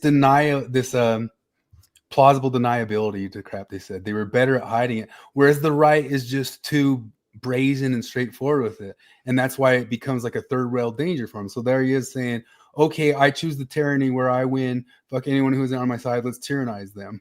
They're most, I don't know. They are more likely to be brazen and honest, I think. Yeah. But also most of these people are in just full on fuck it mode. Yeah. Yeah. And so, but then that's where it becomes, and I think it's a proper warning by James Lindsay, like, watch out. Now suddenly you're going to be the guy who said all this stuff and you get into, I mean, he had a whole episode today. It was called A Message to the MAGA Youth or something like that, where he's just talking about like, beware of all these things where you're just going to go and suddenly you're going to grab that third rail and make yourself unemployable or something in the future. You're going to go show up at some stupid ass tiki torch thing and make a damned fool of yourself and careful of it. You know, don't go do that. Or like his big warning of like the drag Floyd stuff or something like that. Somebody's going to do something really stupid, and you're going to get dragged into. And that's one of the things that Sam Francis would talk about. The PaleoCon is you talk about this mid-level violence, and there's always been this level of street violence that's acceptable on the left, but if there's any ounce of it on the right, it immediately becomes some sort of national story, and they don't have that option. I mean, you can see that even in this South African shit. Like, I'm so annoyed watching these lefties try to split hairs as to what constitutes a genocide. When people are saying there's a genocide happening over there, like, well, let's be a little bit nuanced about this. It's not technically a genocide. I'm like, I don't know, maybe not, but fuck you. For the last 10 years, you've been accusing me, anytime I say that men can't breastfeed, of participating in the trans genocide. So maybe they're being hyperbolic when they're saying that roving bands of bandits targeting white people, boiling their babies alive, raping their wives and daughters, and making them kill themselves in South Africa. Maybe I'm being a little hyperbolic when I call it genocide. Maybe it doesn't meet the actual technical definition, but holy fuck, you guys made hyperbole a lifestyle. Yeah. One of the big problems with all this, I mean, there's definitely people getting hyperbolic and Twitterish, but then a lot of these different people, like what Curtis Yarvin is, and Mencius Moldbug, which you can pull up Alexander Dugan and all sorts of stuff, and Aaron McIntyre and those like Italian elite theory guys. They're not playing the games that James is saying they're playing. Like they're serious, you know, they're sincere and serious in what they believe about that stuff. And I think that's a little bit of a different thing too, because he keeps framing it as they're kind of purposely trying to drag people into that third rail or something like that. I think they really truly believe that liberalism has failed. If you listen to Paul van der Klee today, he's almost kind of saying like we're dealing and working with the post-liberal society and just trying to figure out what that is, and it's going to be rocky and shaky for a while. But that's another one of the problems of the associations that James did. He needs to get more concise on this and more specific and name the ones who it actually is and let off the hook. He could maybe say something like some other people are being maybe a useful idiot or something for an idea or something like that. Sure, yeah, but he's not as, I don't know, he's massively well read on the woke left shit. Like oh yeah. If you want to call anyone an expert on that, easily him. And probably not nearly as even close to as well read on this stuff. Yeah, and that stuff's still good. Like a lot of people are saying, like, oh, I don't know about that stuff. No, I mean, and you can cross references. Just go read Marcuse yourself. He just did it for you, or Paulo Freire. He did multiple series on Paulo Freire, and what Paulo Freire did to our education system is real. Yeah, I thought about trying to find I wanted to find an original Portuguese version of Pedagogy of the Oppressed, but I don't think he wrote it in Portuguese. So really, I thought he only ever spoke Portuguese. I don't think he spoke English. Really, I don't know. I wanted to read the whole thing. I get really ambitious with books, and then I don't read them. Well, I mean, I get a bunch of books. I don't know, through audiobook stuff and triple speed. I get through stuff a lot faster. It was written in Portuguese. Okay. Yeah, and that's Jonathan put the face of the guy who popularized them in America. It was I'm not gonna pull his name off the top of my head. And it was one of the only ones that Troy couldn't name on the one. It's he's an American educator who really brought Paulo Freire over to the United States and pushed all this stuff over here. But that stuff all, you know, really happened. And, you know, one of the things that Lindsay's maybe afraid of or warning of is that this stuff explodes up into some sort of tiki torch moment again. And then it's all of a sudden just a resurgence. Like, first off, there's the worry that something really does become Hitler-esque or something like that, which I think is way far away from, like, no, they don't control any institutions anywhere at all. So there's not really like a worry with that, but right now. But the actual real worry is they become such a third rail and get demonized again so harsh that they just lose the entire coalition that they have going on or something like that, and it's all just lost. You had one fell moment of something, but I don't know. That's my general view of it, just in the sense of I think all those theorists are worth reading and understanding the arguments for. They're not just like pulling out of their butts, like saying it's like some Russian disinformation act to come unload what was a century of theory from people who were deep theorists. You know, Oh, talking about, like, everyone's a fucking Russian asset now. yeah, if you talk from like Edmund Burke up through Thomas Carlyle, up through, you know, Mosca, the Maestre, Juvenile, James Burnham, Oswald Spengler, who I really like. I bring him up all the time. All those types of stuff. That's not like an op. You know what I mean? It's actual theory. It's worth understanding and wrap your head around. Doesn't mean you have to buy it or something like that. But one of the things James gets upset about, he says these guys will lean on Marx, and they'll kind of bring up the point that Marxism had some okay critiques about capitalism. That Mary Harrington brings up, like a whole bunch of them. You know, it doesn't mean they have the solution, you know, but they have critiques, you know. And I think that's the general thing that I get out of most of them, is the critiques are things worth considering. And if you want to make your liberalism better, you can integrate ideas behind some of the critiques type stuff. And that's the old, like, Sargon just has this feeling that it's only just going to go one direction, and that's that. And I just don't think that's really how any history goes. I'm not into that historicism, and things can be pushed back on, and things can be learned about. And it's also kind of why I say with the general atheism stuff, like the atheism stuff can learn from the religion. It's the future's unwritten, you know. It's not the whole big determinism thing, in my opinion, but it certainly does. I mean, Risto and I have talked about before, and it's one of the metaphors that they generally use, is that it's a rock rolling down a hill and you thought the rock was going to stop halfway. But if you do want to stop the rock, you got to do something. Like, you got to do something. And who knows? Anyway, that's my overall assessment of the woke right. But like I said, a lot of the stuff's worth reading. Like Christopher Caldwell's book, Age of Entitlement, is worth reading. Paul Gottfried, I totally disagree with him. The way he says none of this is Marxism's fault. It's all liberalism's fault. And, but it's worth hearing his description of like why he thinks that. It feels like, I don't know. I've only really heard like Sargon and Curtis Yarvin make the anti-liberalism arguments, but it always seems like their main argument is this is liberalism's fault because liberalism allows for this kind of shit. Yeah. Is that it? And not only does it allow, if it allows, it will necessarily happen. Like those, almost kind of like a vacuum, like things get filled in. Like if that thing is there to be exploited, it will be exploited. Okay. So everything's there to be exploited. So what would not be the fault of liberalism? Like Nazism, colonialism, communism. No, it's all liberalism's fault. All of it is liberalism's fault because we're like, just let people say what they want. Sargon's really gotten to the point, you noticed it, and there's been even a couple videos since then, that he'll just kind of toss in a video without any sort of backup to it. It's like, because liberalism did this, yeah, you know, and throws it in at the end. I can watch like a 14-minute video of his where I'm like, oh yeah, he's bringing up some good points.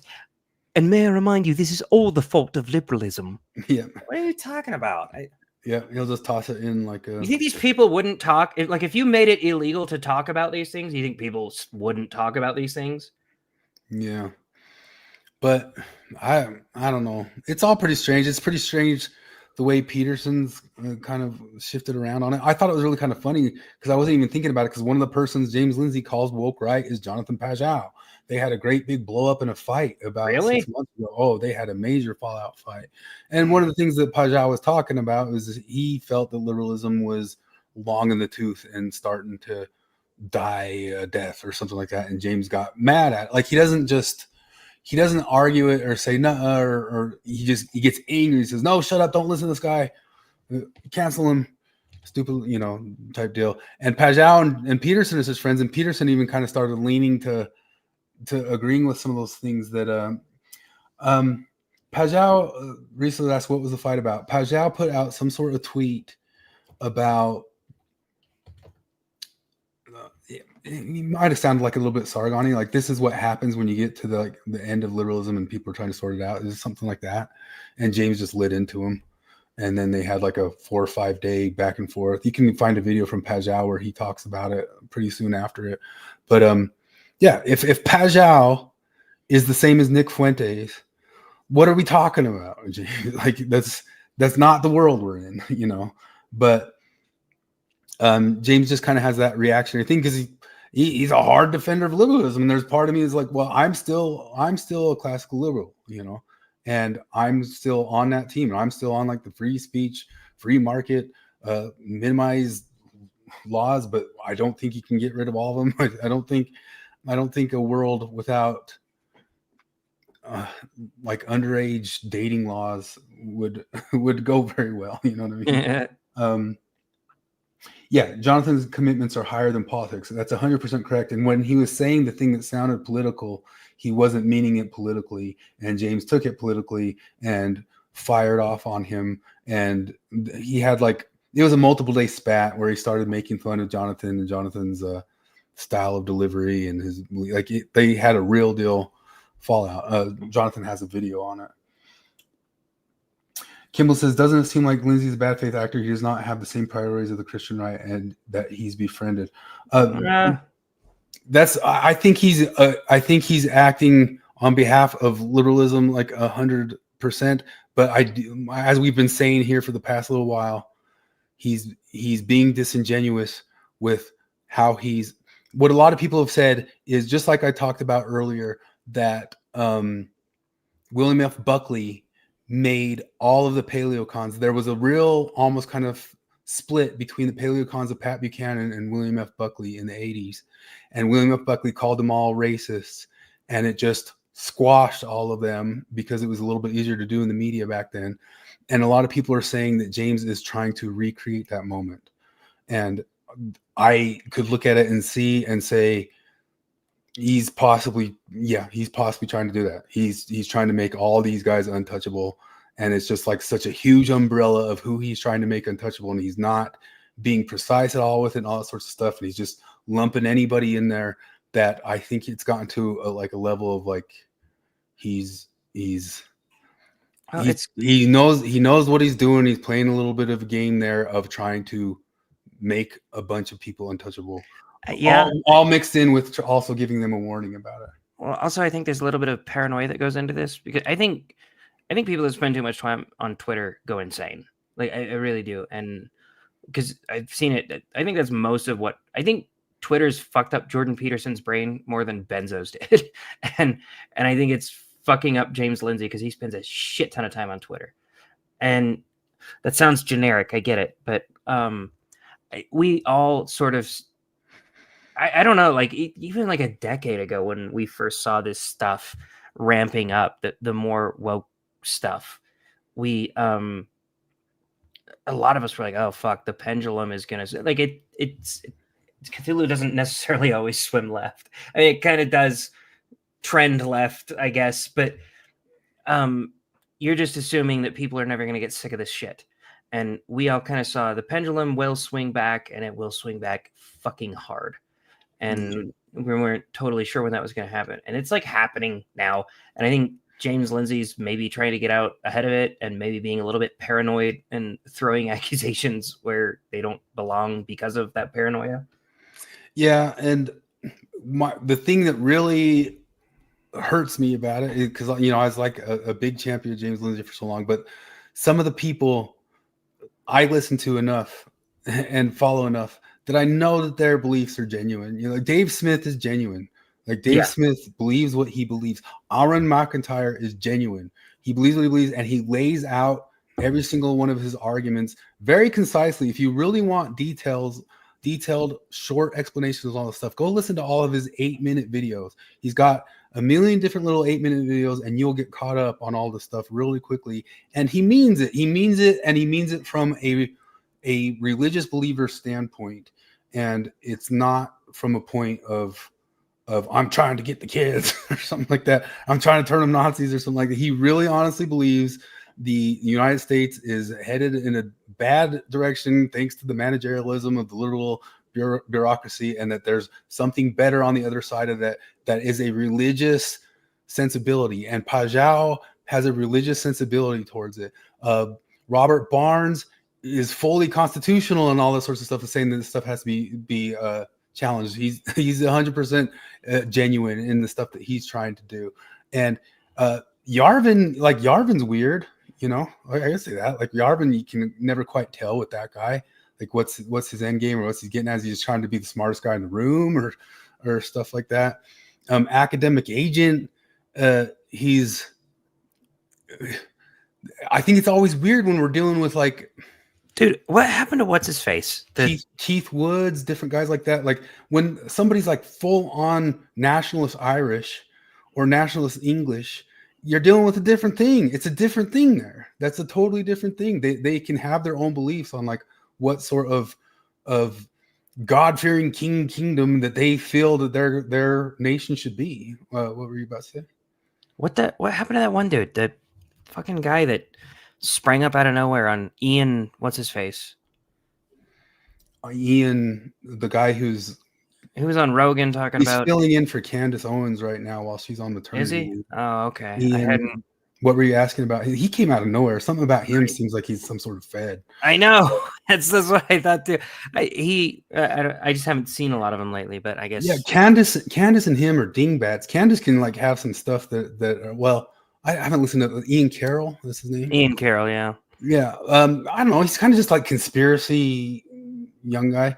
The Church Core source says Peterson's toxic influences are his incel followers. The fuck are you talking about? You don't know what the fuck you're talking about with the right. None of you guys do. Like you spend zero time learning about stuff. I like how like Colby Reddish like says like Peterson's the smart man or the dumb man smart man or something like that. That's the dumb man smart thing to say. Yeah. Like there's honestly like a universe of factions here that we're talking about, and just saying it's Peterson, and then Peterson has the incel followers. Yeah, how closely do you think Peterson and Tate followers line up? That's what I'm looking at. Is that? I like that whole thing where like Bill Real was trying to lump Peterson into Andrew Tate. Like Jesus fucking Christ, could you be any more fucking wrong about something? That's the most retarded thing I've ever heard. That lumping those two together, their message especially like people's issue with Andrew Tate is his message of men in relation to women. So if you take his message of men in relation to women and Peterson's message of men in relation to women, they could not be on more opposite sides. Peterson is so far away from MGTOW and incelism. Like he's the diametric opposite of that. Yeah, I listen to Peterson, and it like that helped my marriage quite a bit. He talks about finding a woman that will challenge you. Like, do not find a woman that just rolls over and lets you do whatever you want. It's the opposite of incelism, right?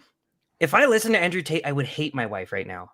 Peterson's the king of saying like, if all the women are rejecting you, maybe it's you. Like that's not no. It's the opposite of incel. And fucking Andrew Tate, man, I don't call people misogynist very often, but I'm very comfortable calling him misogynist. He's a piece of shit to women. He really is. Peterson isn't. Peterson tells you to listen to your wife. Tell her when she's being a jackass and expect her to tell you when you're being a jackass. That's like partnership. That's the liberal dream right there.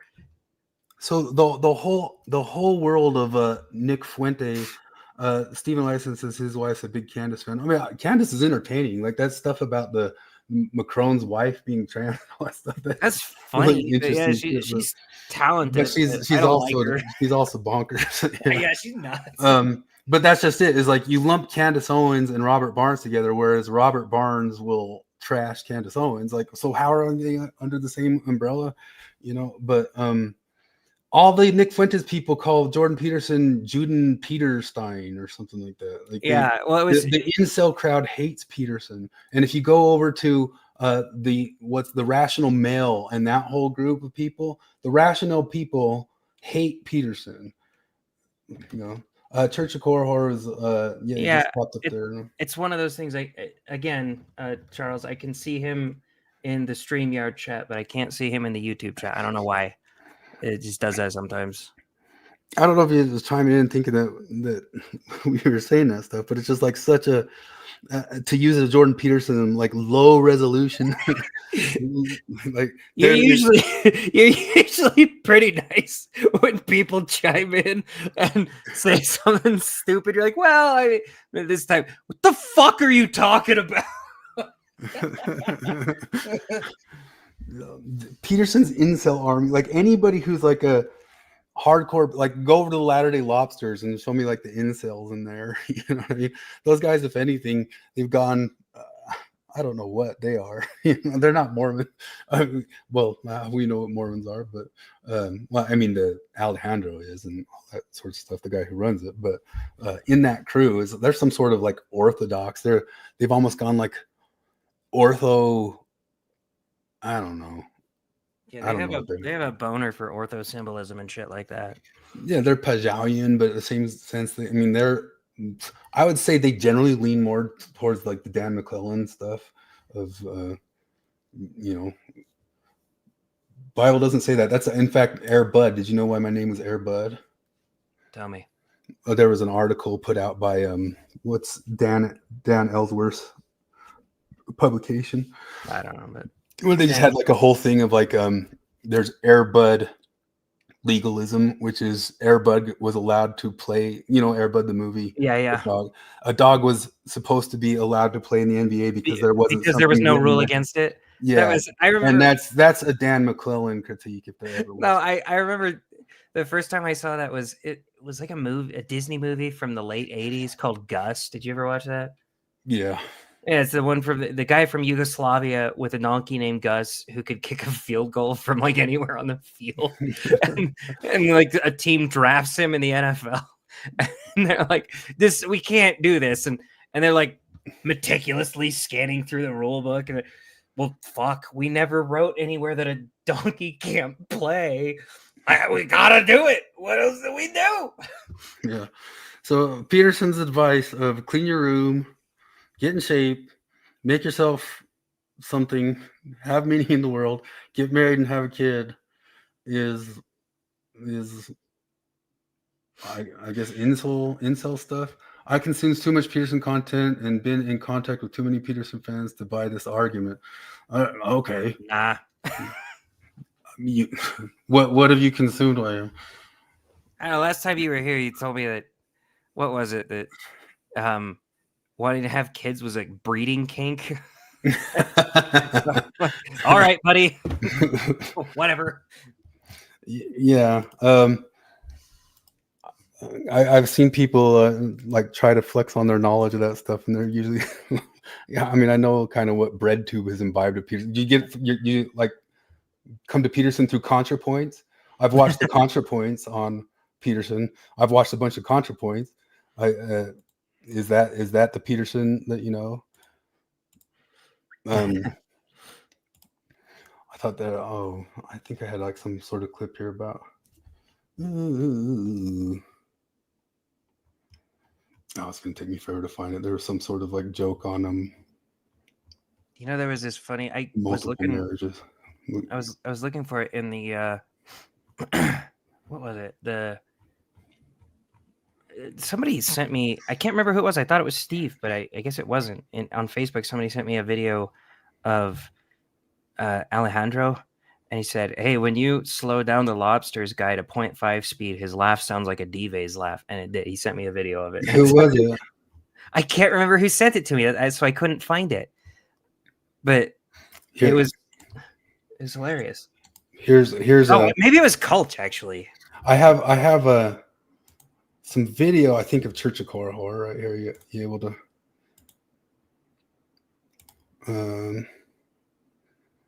let me see. Present, share screen.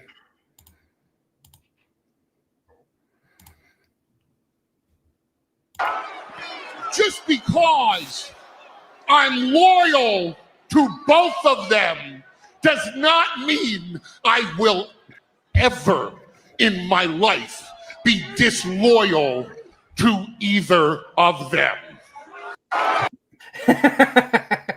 Me, after my therapist said having 2 girlfriends means I'm cheating on one of them. Yeah, it was Coach that sent it to me. Let me. Ah, shoot! I What's thought this one?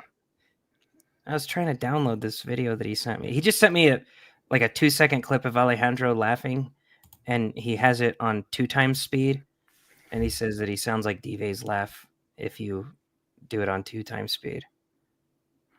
Kimball says, I wonder if Peterson Pajal will fight one day. I don't know. That's what I was thinking about when I saw James Lindsay talking with him. And I was like, when I first watched it, I forgot that major fallout had happened with Pajal. And I wonder like how much that was in the back of Peterson's mind as they were having that conversation. Because ostensibly one of the persons he was throwing under the bus in that whole conversation, if you go back to his claims on Twitter, was Pajal. And, you know, I can't find it. It won't download. Floyd says Forrest and I criticize Peterson for being a weenie equivocator on all things theism. Yeah, I mean he equivocates on that. Yeah, I don't defend all of his theism stuff, and I don't defend all of his politics stuff. But fuck, I'll defend his relationship stuff and definitely his psychology stuff. I've said it before, I say it again. I think his theism is ultimately Platonism or Neoplatonism, and he tries to kind of wedge in Christianity into that. So it actually is. He kind of went. Morgan wanted to watch him in Idaho Falls when he came here, and we watched him, and it felt like a brief little mask off moment where he's talking about like, why do people tell you that they believe in God or whatever, and or why do you tell people you believe in God or something? And he said, he goes through his big diatribe, and then at one point he says, I suppose out of brute necessity. I'm like, yeah, okay, I get that. It's just practicality. All right. Yeah, Culch, I know it was you that sent it. I found it, but it's not letting me download it, so I couldn't. What is it exactly? It's just a 2-second video of Alejandro, and Oh, when you speed it up to double we should show them our divas.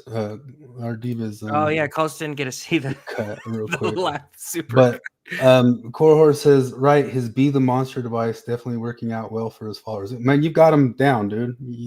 You know Peterson. You really do. I mean, I guess you can't argue that. Back to the Mormon News Roundup. I am your humble host, D-Base. That's talent on loan from Philip. It's about time. Where's my honorary doctorate? That's what I want to know. Francis, meet my mother-in-law. No, I'm just anyway. Irrational optimism. Pretty funny out there. Naked man high on meth breaks into Mormon church. Michelle, do they have to hide? Is it ethical?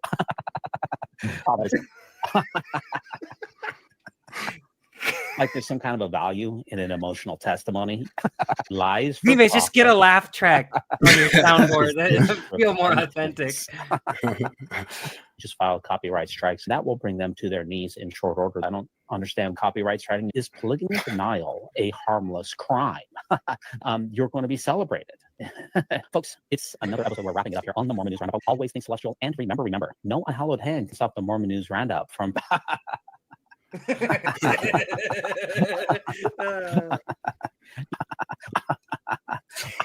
I think that must have been miserable to make. If I think I make an edit of when you appeared on Mormon Discussions doing that, I think it would sound right about the same. I don't understand copyright striking. I wish that would have gone better, because like there was such a delay in the actual phone call, because they'd say something to me and I'd start answering it, but the delay put my voice back to where like they started talking again. So anyway, the Be Monsters, like the Jungian. It's so funny because ever since like Peterson repopularized Jung, and if you listen to it, Britt Hartley is a homer for Jung. Ever since then, every single life coach over in ex-Mormony world, even what's her name, Sam and everybody, they all jump on the Jung thing just as hard as anybody. And one of the things they talk about is doing your shadow work. And when Peterson's talking about that, he's not saying go be an incel on Twitter. He's one of the persons who got all of them pissed off on Twitter because he said they shouldn't have anonymous names on Twitter anymore, and they lost their minds about them. That they should be able to back up everything they say with their face. Hey, did you see? This is unrelated, but did you see any of Matt Dillahunty and Destiny's debate today? No, I didn't know that happened. What were they debating? It was live when I was on my way home, so I didn't get to watch the whole thing. It was abortion. What? It was like a really because they're Who's both on what side? Well, they're both pro-choice, but Dillahunty what was it? Coach says, "How about a Killers parody called When We Were Young?" That could work. Coach, I think you and I had the exact same taste in music. And when I was in high school, the Killers is like probably my favorite band. And I noticed you even did a parody using a new Blink-182 song. So anyway, no, the debate was Matt Dillahunty had this tiff with Richard Dawkins where they were talking about, like, Richard Dawkins is saying, no, in abortion, the personhood argument is actually very important. And Matt Dillahunty's like, no, it's only bodily autonomy. And so him and Destiny were arguing that. Destiny's saying, no, the personhood argument's important. And it's pretty wild because Matt Dillahunty is, I don't know, is he a midwit? Like, yes. That's all I ever think. Anytime I listen to him, I was like, how did this guy get popular? He's not insightful. I've described it a million times. He just got really good at regurgitating the age-old 2007 atheist argument. Yeah, I guess. Anyway, it's pretty wild. They bring up the whole world's best violinist thing. You familiar with that? No. It's like an abortion argument. This lady, this pro-choice lady, wrote up this thing where it was so you wake up one day and your kidneys are hooked up to the world's greatest violinist, and they say, look, we're so sorry. You have to, like, if you don't do this for the next 9 months, she's going to die. Like, are you morally obligated to do it? It's funny because, like, my answer to that is, well, yeah, probably. Maybe we shouldn't legally obligate you to do that, but yeah, you probably should do that. And it's shitty of them to force you to do it. The analogy itself is totally flawed because it would be more apt if it's like there was a button you could press every day and it would give you $30. It's a machine. It gives you $30 and it says, press this button. It'll give you $30, but there is obviously a 10% chance that you will be hooked up to a machine where you'll have to sustain the life of the world's greatest violinist for 9 months. And you push the button, and then finally one day you're hooked up to the person. And now, yeah, you definitely have you fucking consented to that. You consented to the possibility of being hooked up to the world's greatest violinist. Anyway, it's funny because in the part of it that I watched, it was very brief. Destiny said, okay, now let's say instead of waking up and the world's greatest violinist, it's your 2-year-old child. Are you morally obligated to stay hooked up to them? And Matt Dillahunty's like, no. What? Okay. That's evil. That thing you just said is fucking evil. Yeah, I'm not terribly interested in listening to those two. I mean, maybe I'll go listen to it for last, just like I did with Hassan Piker and H3H3. I did not. You're a trooper for trucking through that shit. Oh, not only did I truck through it, I mean, I've listened to probably at least 15 hours of follow-up stuff on 15 hours in triple speed. But anyway, the whole Peterson thing, man, because Peterson is kind of wrapped up in the middle of this, and some people brought it up, and Paul Vanderklay's video was really, really interesting because he got his whole start on YouTube really kind of doing his some of his stuff through the popularity of Peterson and trying to understand what the moment was, and so he brought his pastorship in through that, and everybody was kind of like coming around, just trying to reevaluate what Peterson says. And he says, I think he said in the video that he feels a lot more two-dimensional now than three-dimensional ever since he's been over on the Daily Wire, which I think is true. But Peterson, I don't know. I mean, the Peterson moment's kind of passed in some sorts of ways, but I don't know where exactly he stands. I mean, he's obviously like definitely backing up like Shapiro all the way on the Israeli side of stuff. And I heard, Coach said, I heard Hassan Piker talking with the dudes from Pod Save America about getting detained at customs. Yep, he did. I mean, he's only been saying just kind of, he was just generally picked off, but a lot of people pointed out, I mean, he's been saying a lot of certain type of pro-Hamas stuff over the years, at least of all the clips that H3H3's pulled together of it, or if you watch the follow-up videos on it. Post-coma Peterson isn't the same, says Dr. Wagner. That is 100% true. Yeah. Paul Vanderklay's video was really thoughtful on it today, but I mean, I don't know, just all him and James Lindsay having that whole discussion, just they were talking about something that's out there, but it wasn't I don't know, to me it didn't really nail down well the thing, and the thing is there and somebody should nail it down. It's just they shouldn't be taking it to every single possible different. It's not like the hammer to hammer everything's a nail type stuff. It's like, no, they're not all nails, you know, and got to just leave it for the thing that it's actually criticizing there. Reese still sent over some of his comments that he's made to Divas. Society needs to be honest about how much of a burden kids are. Yeah, Risto's a master of saying shit like this that people think are pretty innocuous, but like totally expose how shitty their worldview is. And every single one of them, they'll put it and they'll post it up on the screen like, that is totally true. That is completely. I totally agree with that. Kids are a burden on society. They only show those pictures of fetuses to attempt to humanize them. And they put it on the screen. They put it on the screen like it's a come on. It's the same. I've been learning more about abortion. Men pushing women into abortion is a big problem. Oh, yeah. Maven agrees to that. There's a reason that shaken baby syndrome is so common. Why would they put that on the screen, man? Babies are difficult, so let us kill them before they come out. If people keep having babies, there will be more shaken babies. There will. We know what? Stop this. I'll tell you this: if every single woman in America next year gets an abortion instead of having a kid, we will have 0 cases of shaken baby syndrome. I promise you that. We'll have 0 cases of Down syndrome, 0 cases of childhood leukemia that year, 0 cases. There's a lot of shit we could get rid of. Yeah. This one's a touch of a master's hand right there, Risto. There's a reason that shaken baby syndrome is so common. Put it up. Put it on. Yeah, we agree. I'm always open to polite, thoughtful dialogue. Pregnancy in Maven's face. Pregnancy is a significant interruption to school and career. Yeah, that's one of those. Restricting abortion disproportionately affects Black and brown communities.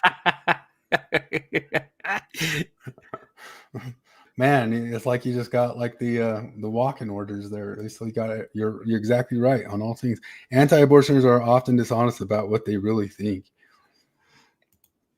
Our conversation caused me to consider things and has affected how my wife and I approach reproduction in our family. She had cancer and is on hormonal meds. Yeah, especially children are a major burden on society and families. Yeah. Oh, gosh, goodness gracious. That's true. You know, he keeps posting things. We better abolish them from coming to existence. He keeps posting things that could be taken entirely differently if they were posted by either a feminist or a Nazi or just a real nice Christian dude. They all 3 would say the same thing and have totally different conclusions from it.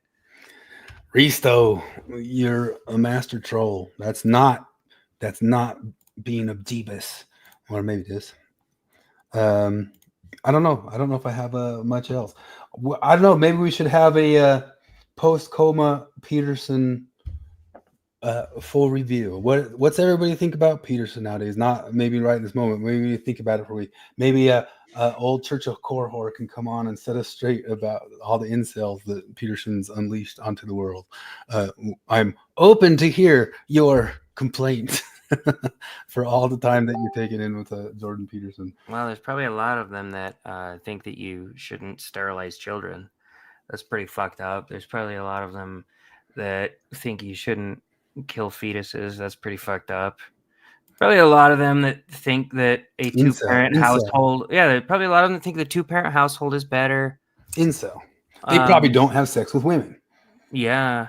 That's what happens. There's probably a lot of them that don't believe in blank slate theory and think that maybe dispositionally males and females are like a little bit different by nature. There's probably a lot of them that don't think that the wage gap is real. So he's right. Peterson's very problematic. What do you mean by think and what do you mean by do? Being cheeky. Yeah, well, ever talk to philosophers? They get weird with words, man. Oh, yeah. Some of the stuff we talk about a whole lot here, there's kind of no way to not get into it. I think Peterson talks that way when he senses someone is not in good faith. Yeah, he does. Yeah, I believe that. I don't know. Even though Peterson's not the same as he used to be, some of the stuff about just kind of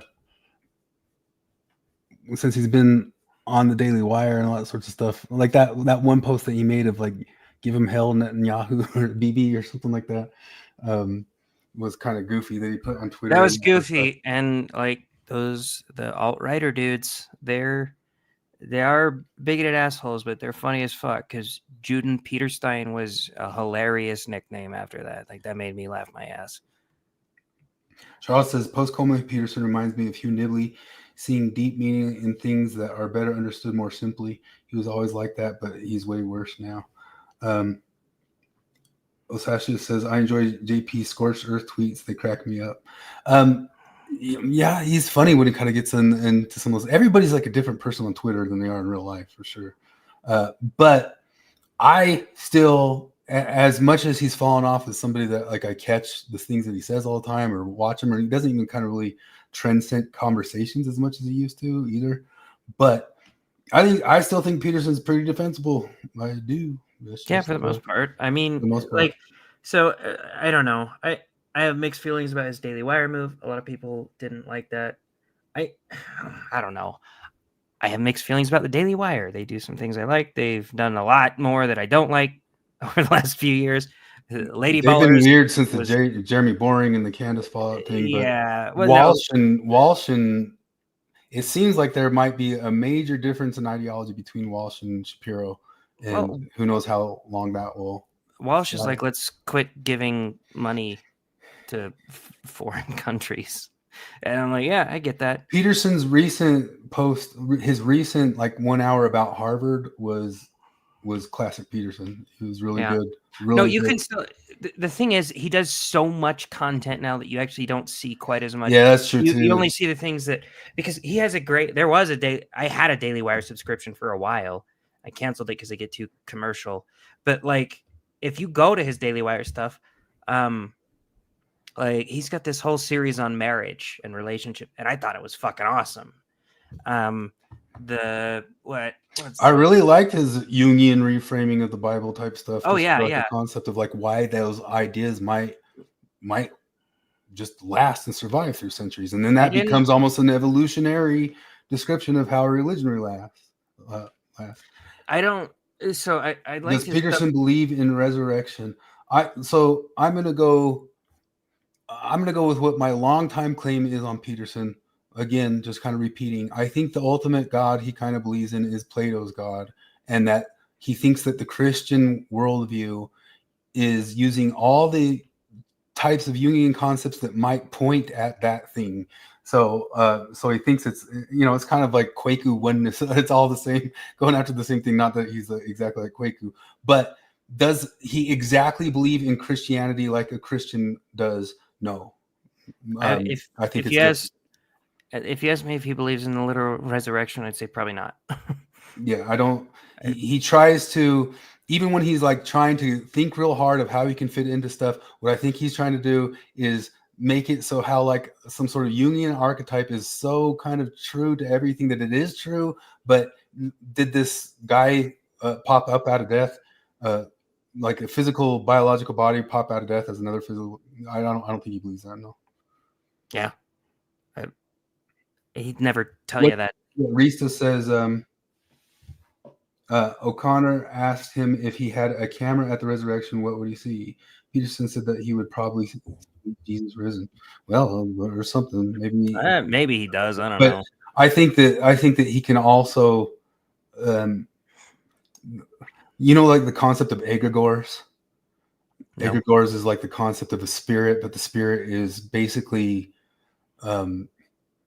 what's that term they use for like consciousness? It's like just like a bunch of like consciousness kind of coming in to form a spirit over something. So it's not really actually a spirit.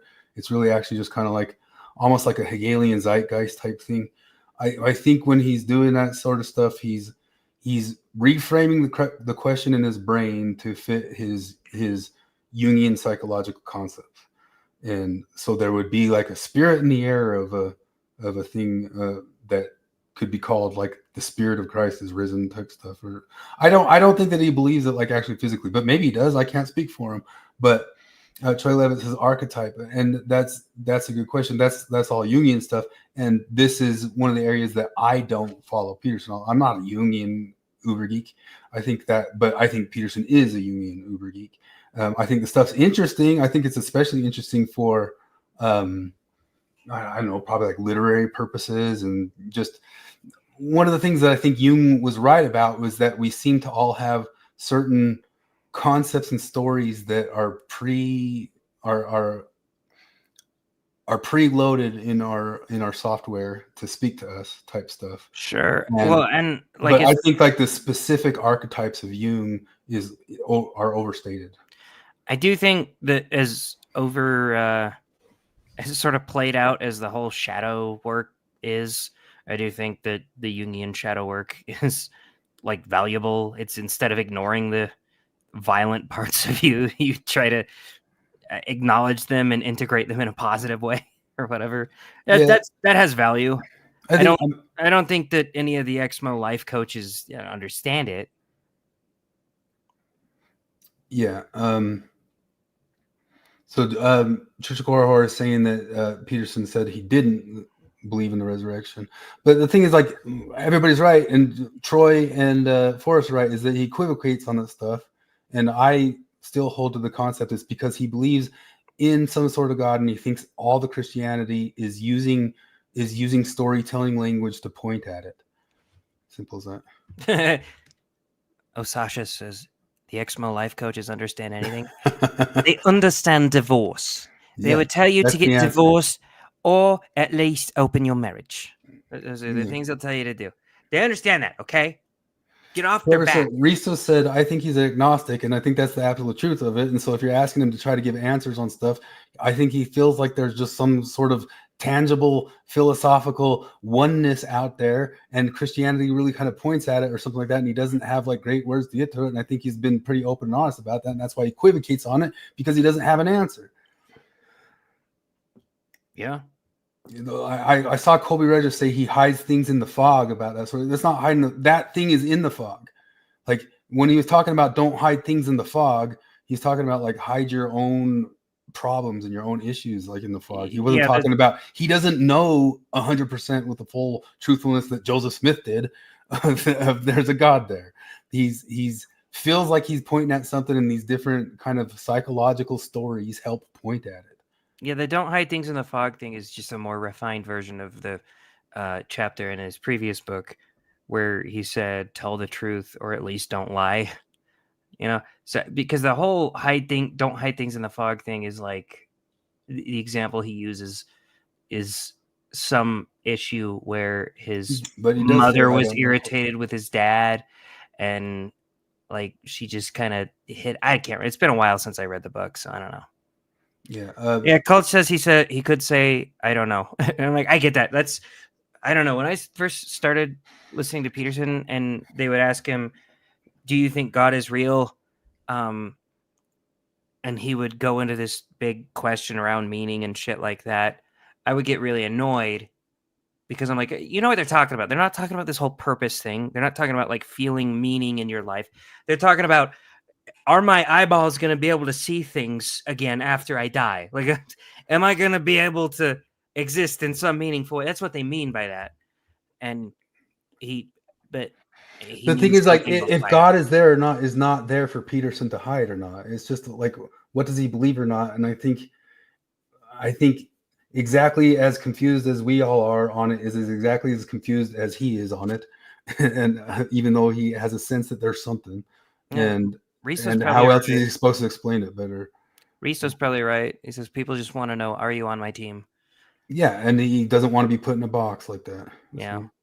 But recently he said he hides other stuff in the fog, and that's one of the other things. Like, people think that because he gave out like these rules for life, that means he's perfected them or something like that.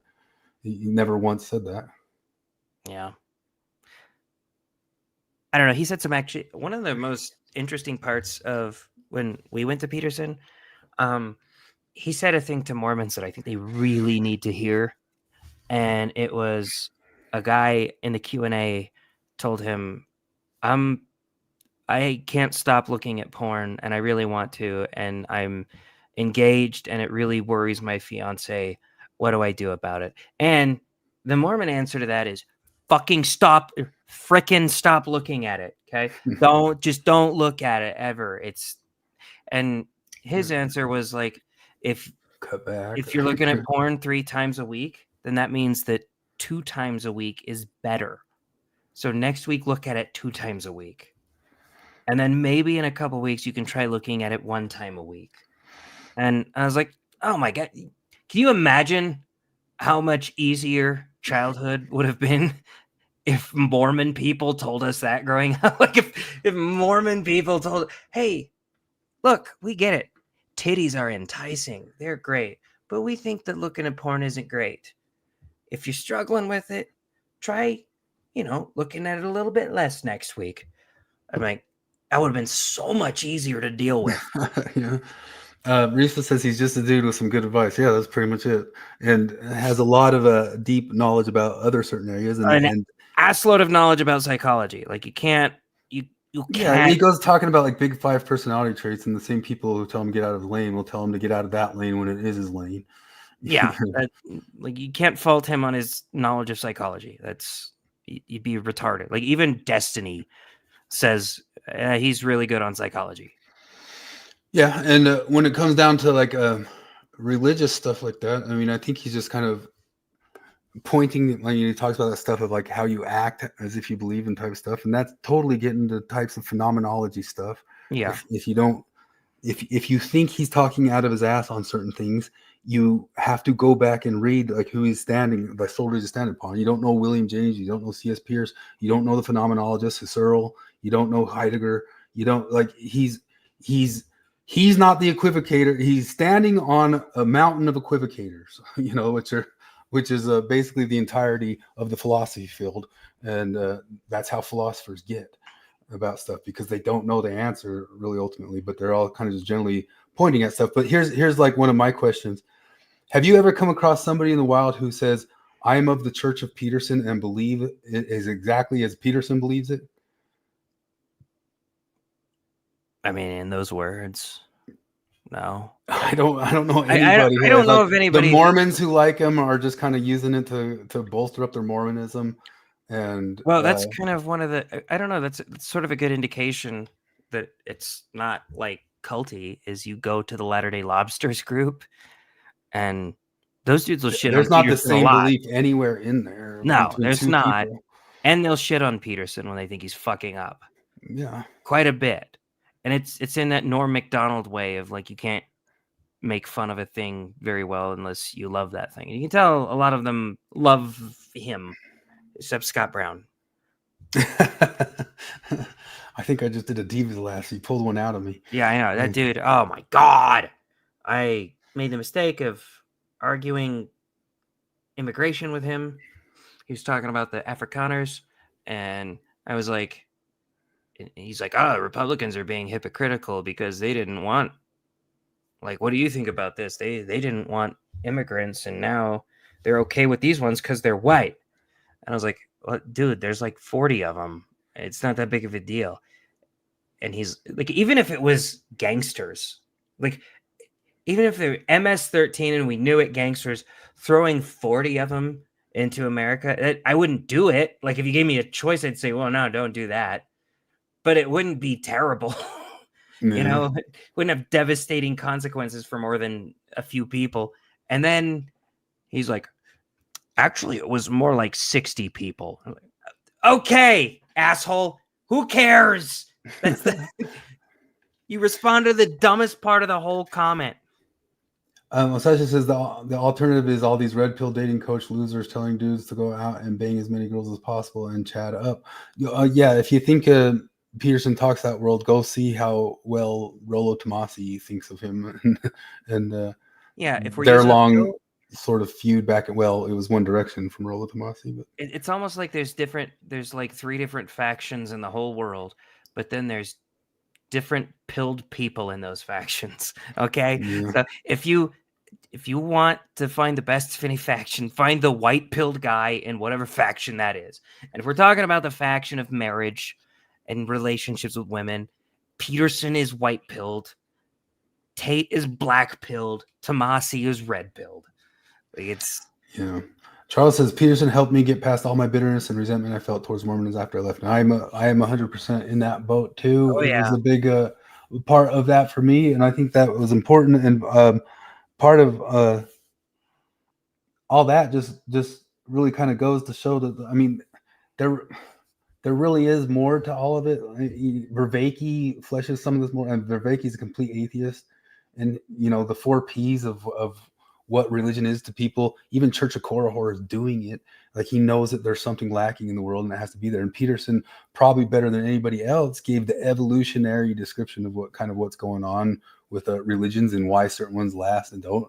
It's completely based in mimetics a little bit there, and the perspectival knowing, propositional, participatory. Like, there's all these different reasons why religion is important to people, and it doesn't just have to be the propositional of, like, did this thing happen with Joseph Smith or something like that. And there's a million different reasons why it speaks and keeps speaking to people who are smart as my parents, who are smarter than all y'all motherfuckers and believe this stuff, but they never looked at it very hard. You know what I mean? But they're just smart people, but they focused on other things in their life. Peterson, I think Peterson was just kind of really important to Dennett might not like point to him as a source for it, but Dennett even like got there himself. We talked about that a whole lot, is realizing that this religion wasn't virus. It was something that was part of the process of what got us here. It's why we are here. It was evolutionarily adaptive, not a virus. Yeah. Well, shit. Yeah, I think we covered all. But I think maybe more of a, I don't know, you call it like a final. We've talked about Peterson before, but stuff's changed so much. But he's almost kind of, I mean, I don't think about him like that much anymore, really at Yeah. all. But he was a good stepping stone for me, anyways. No, he's very helpful. Charles is right. I'm probably the same way. Like, I went through the angry phase where I just constantly consumed. I don't know. Like, I tried watching The Amazing Atheist, and he was a good stepping stone for me, right? To see how goddamn cringe atheism can be if you're retarded about it. And there was a lot of those. I watched a little bit of Dillahunty. Like, yeah, religion just wants to control people, and fuck that. But Peterson was definitely very helpful. Be like, no, there's reasons this thing's around, and there's pragmatic reasons. Yeah, pragmatism. Well, that's what William James's philosophy is called, pragmatism and C.S. Pearson. And Peterson, I've long since said it about Peterson. Peterson almost has only ever repackaged other people's ideas for you. There's he has a lot of different experience across a lot of different fields. Some of his stuff's like original work when he's working like in the big five personality traits, but most of it is he's repackaging other philosophers for you. John Vervaeke, propositional knowledge, procedural knowing, perspectival knowing, participatory knowing, and there's more to religion than just the proposition of it. But I don't know. It's interesting to me, not casting any judgment. I just never went through that angry phase when I left the church. I've since returned and I'm an active member now. Oh, good for you, man. I don't know. I mean, if people like get back into it, for me, it's generally kind of dull. But I wish it wasn't like if it was as interesting as some of Peterson's early Bible discussions, I'd probably go every week, you know what I mean? And just because it'd be interesting and fun to talk to. And everybody should join Risto's Mere Christianity book. We're going through C.S. Lewis's Mere Christianity and talking about it on Friday nights. You should look them up and find them. Risto says participatory for the win. And us talking about Mere Christianity is fun. I'll show up to that on Friday nights, let alone for other stuff. But the angry phase, my angry phase wasn't long, but it was angry, you know. But part of what got me out of it is I immediately started dating a very LDS girl pretty quick after I was like fully out, and I was trying to work it out with her. So I was trying to figure it out and sort it out. And that really helped me curb it off. So yeah, Mr. Ostachus, if you want to join the book group, you can. I don't know if you're in the Longhouse, but if you're not, then join. You go to the Facebook and look up Letter Day Longhouse and join it. And I'm sure Risto has something posted there about his book club. I really like some stuff, like some thoughts from people. Like almost anytime Dan Ellsworth is talking about stuff, I find him like super interesting, and some other people like around there, and then other people just I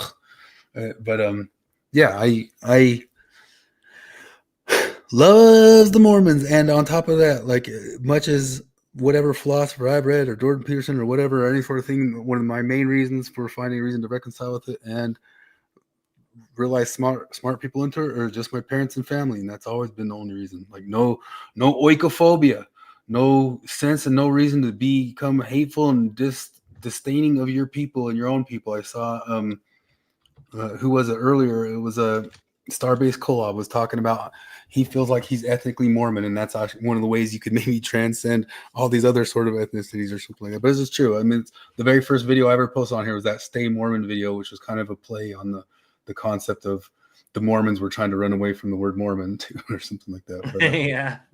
But, that's what we're doing. But anyway, come join up we'll carry on and talk about more interesting stuff tomorrow night when we talk more of Mere Christianity with Risto. Everybody go join up. Go to the Latter-day Longhouse, and we will talk Mere Christianity and Church of Korihor. I'm sorry I mouthed off to you, but I still don't believe you know much about Peterson. But I'm very willing to let you come on and have you educate us. And if you guys know your buddy who we asked to have come talk on us here, who's that other guy? The guy that was talking to Maven. Yeah, but I mean, we were probably like picking on a subject that he didn't really want to get into. He was just trying to meet eye to eye with Maven on it. But no, man, I don't know, Christian or something like that. If Church of Korihor had been like, yeah, I want to debate Peterson with you, I'd been like, oh shit, let me go brush up on it and listen to a lot of stuff. Yeah, it's been out of my brain for a while. I did not think in a million years that his criticism would be as retarded as that's like, that's the person that knows the least about him that says that shit. That's embarrassing. Yeah, I don't know anybody who is a serious Peterson fan who is not a serious marriage fan, and most of everybody I know who is also a Peterson fan is in the game. They're not Yeah. involuntary celibate. It's They're like being they're in the game. You know? It's like I really love Dick Cheney, but fuck, I hate war. You know. Yeah, you can attempt to call us over here incels or whatever, but I'd hate to tell you that that's not the case. So, but Yeah, I'm voluntarily celibate. yeah. My wife hates it. She's so fucking mad at me for that. But we opened our marriage, and I sit in a corner and watch a black dude satisfy her in the ways I never could. Yeah, we have the other problem over here, or we're fighting Yeah. off the polyamory over here. We're Yeah, fighting we're it off. cucks. Yeah. So, all right. Thanks for chilling, everybody. I don't know if I got to consistency because I still don't like James Lindsay. I think he can pull it around and pull out of this. He's been a little bit frustrating, but he's also not 100% wrong. Yeah. And there's stuff worth thinking about in there. His woke Satan thing was pretty retarded, though. Oh goodness, it was.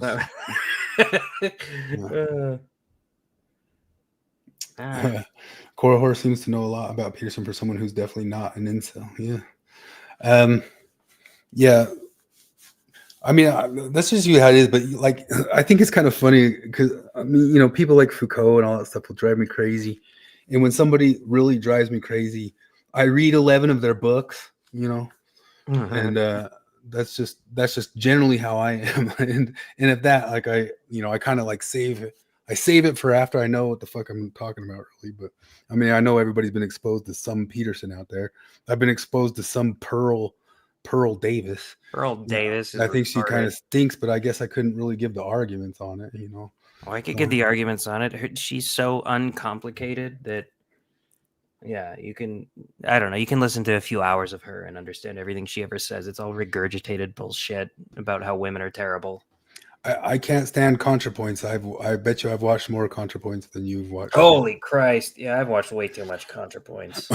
So, but anyway, always open to get taken out on the Forrest and Troy have had their issues with the Petersons, and we've hashed it out a bunch of different times on here, and we can do it with some more. Bring the Peterson back in. I still want to talk Ayn Rand with Troy one time, but yeah. All right. Well, thanks for hanging, everybody. We'll see ya Later.